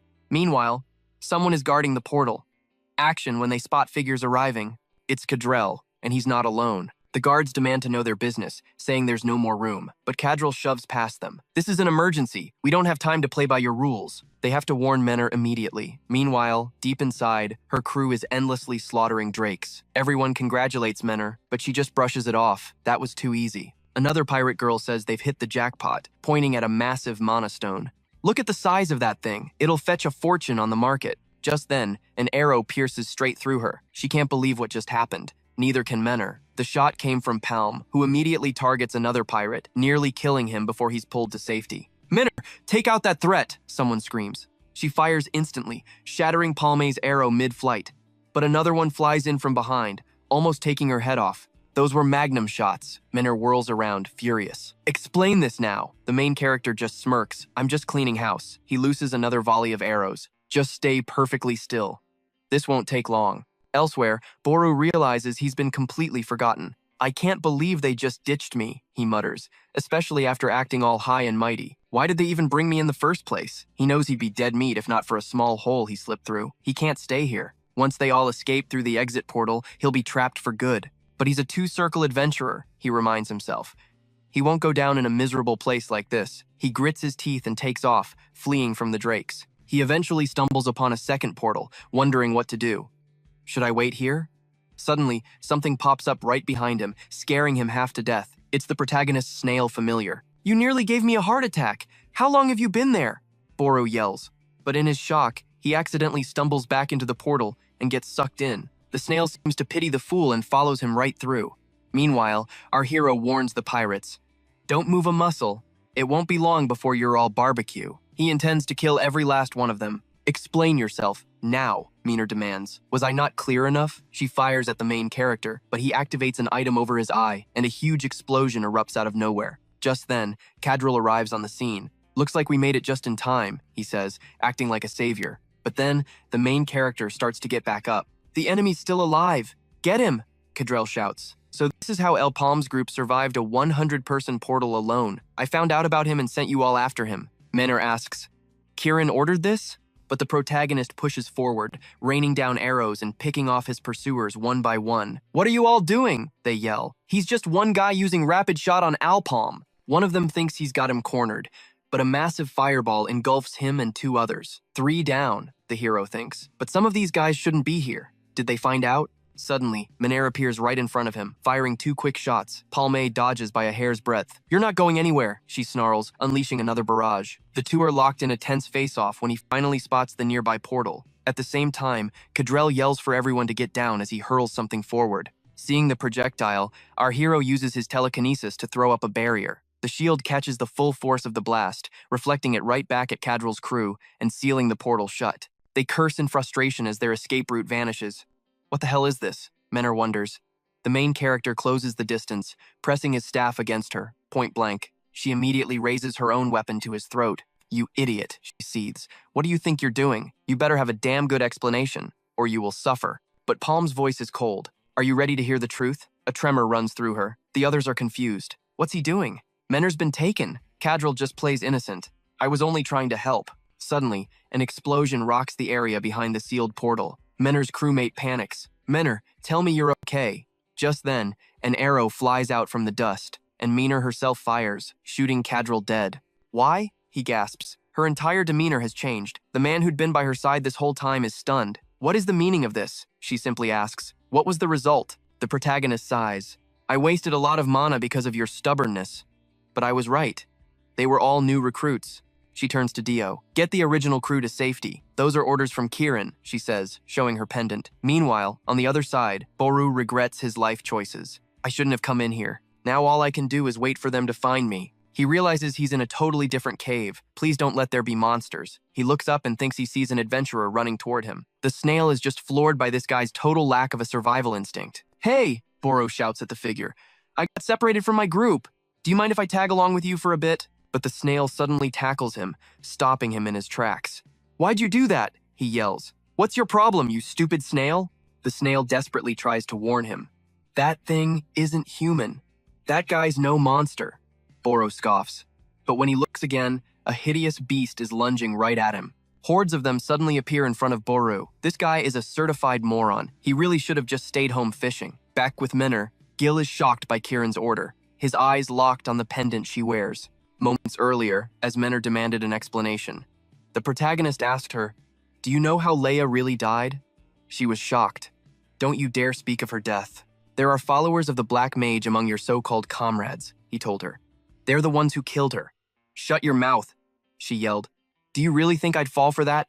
"But Kieran already knew everything," he said. "That's why we made a deal. Do I need to spell it out for you? Their goal is to weaken Kieran's influence by targeting her number two, you." The truth hit her like a ton of bricks. Her mind raced. Followers of the Black Mage, on the Outer Nautilus, the crew members behind Leia's murder? He then presented a pendant. "Kieran asked me to give you this." She knew it instantly. It was Kieran's pendant, a symbol of her authority. She wouldn't entrust it to just anyone. So Kieran really knew. And she was trying to protect me? Then it clicked. Wait a second. The crew members you killed, they were all new recruits.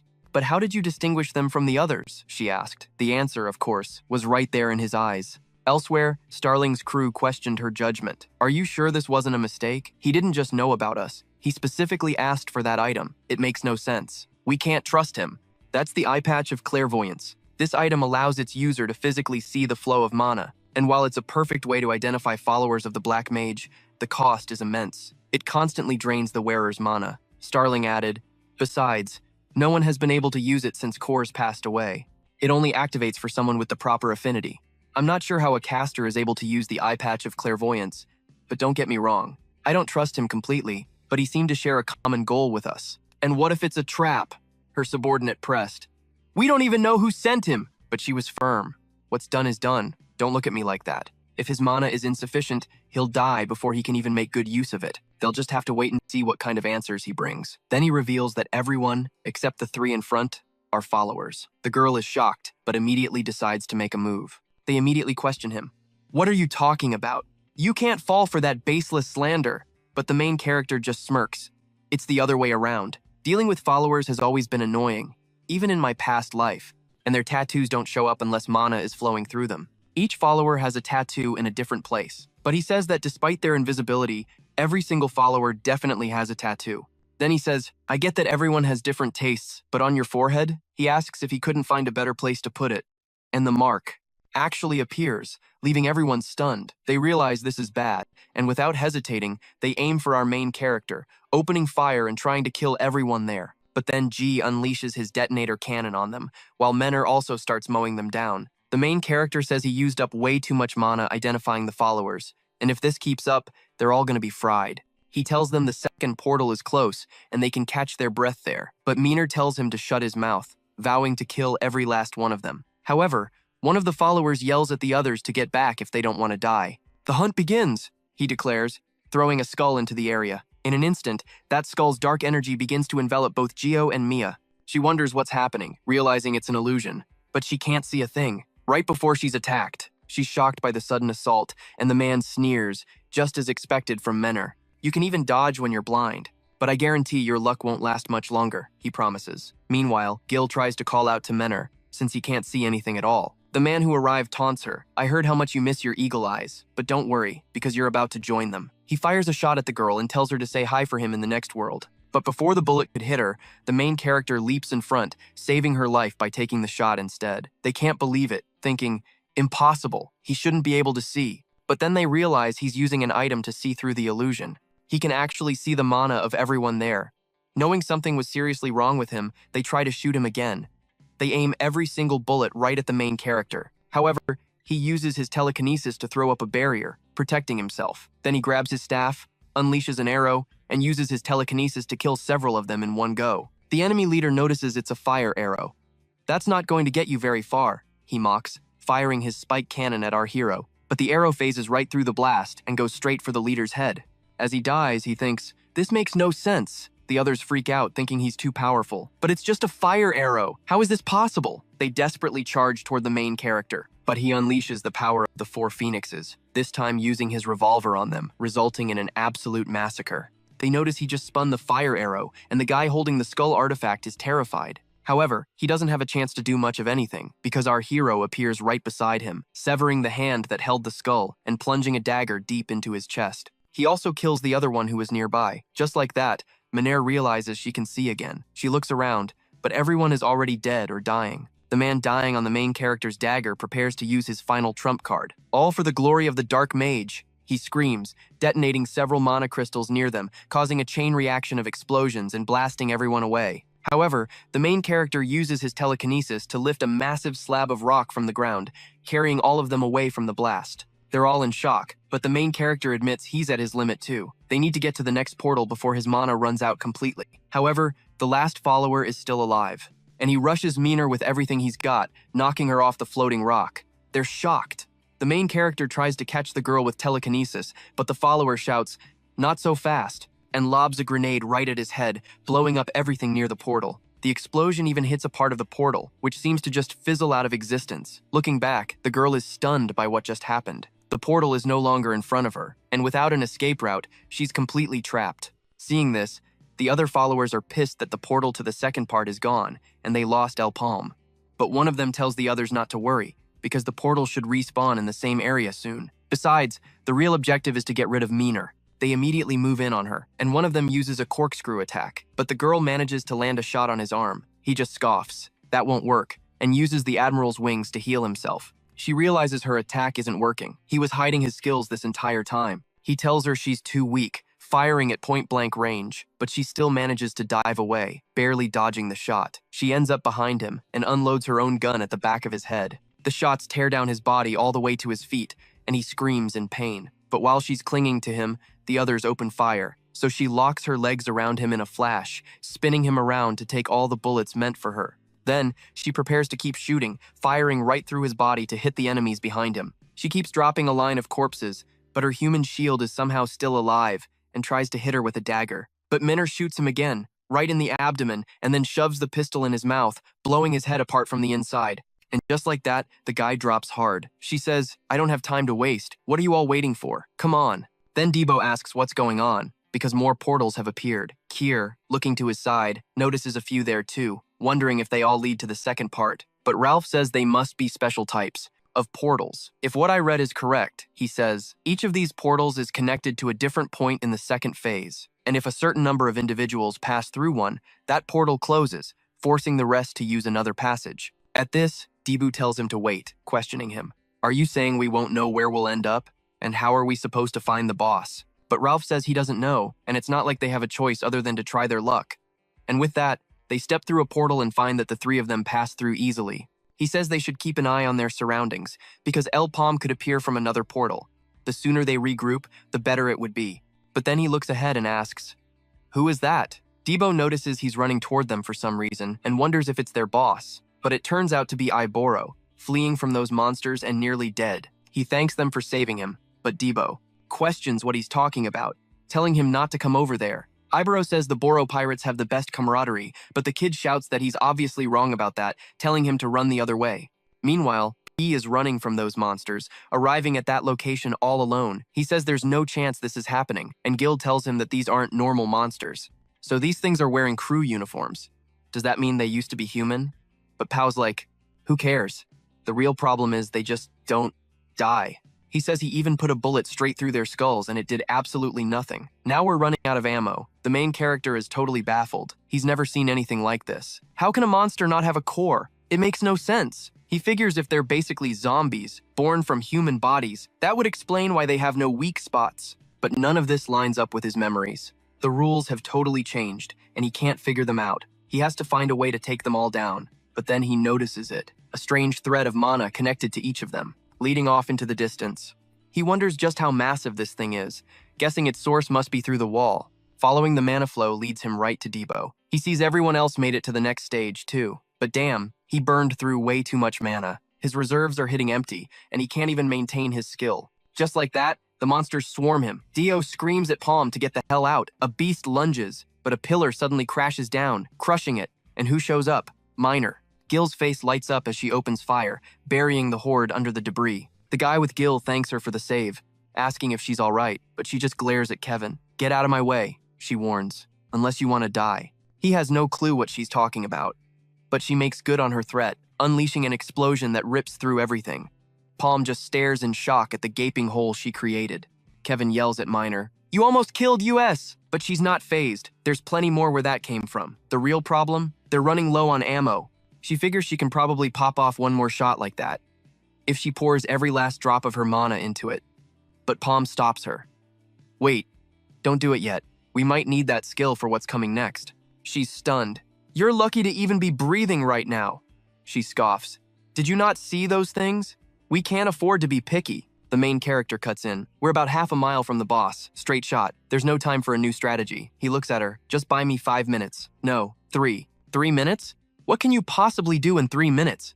I'm gonna clear this portal, he says, popping a mana crystal. Meanwhile, Debo is a freaking whirlwind, his axe cleaving through every monster in sight. What the hell is going on? He thinks. He knows they spawn from human corpses, but he's been taking their heads clean off. Before he can figure it out, a monster's hand clamps around his throat and his world starts to go dark. But just in time, Ralph swoops in for the save. Debo gasps for air. Is it even possible to kill these damn things? Quit whining, Ralph snaps. If you have time to complain, you have time to swing your axe. As they fight, Iburu tries to help, but his shot goes wild, hitting a massive stalactite. It crashes down, completely flattening the zombie. Everyone cheers, calling it a brilliant move. And of course, he plays it off like he totally meant to do it. But the creature they crushed starts to rise again. Only this time, it's way, way bigger. Debo's eyes go wide. You've got to be kidding me. It's the freaking mother. He glares at Iburu. What did you do? You woke it up.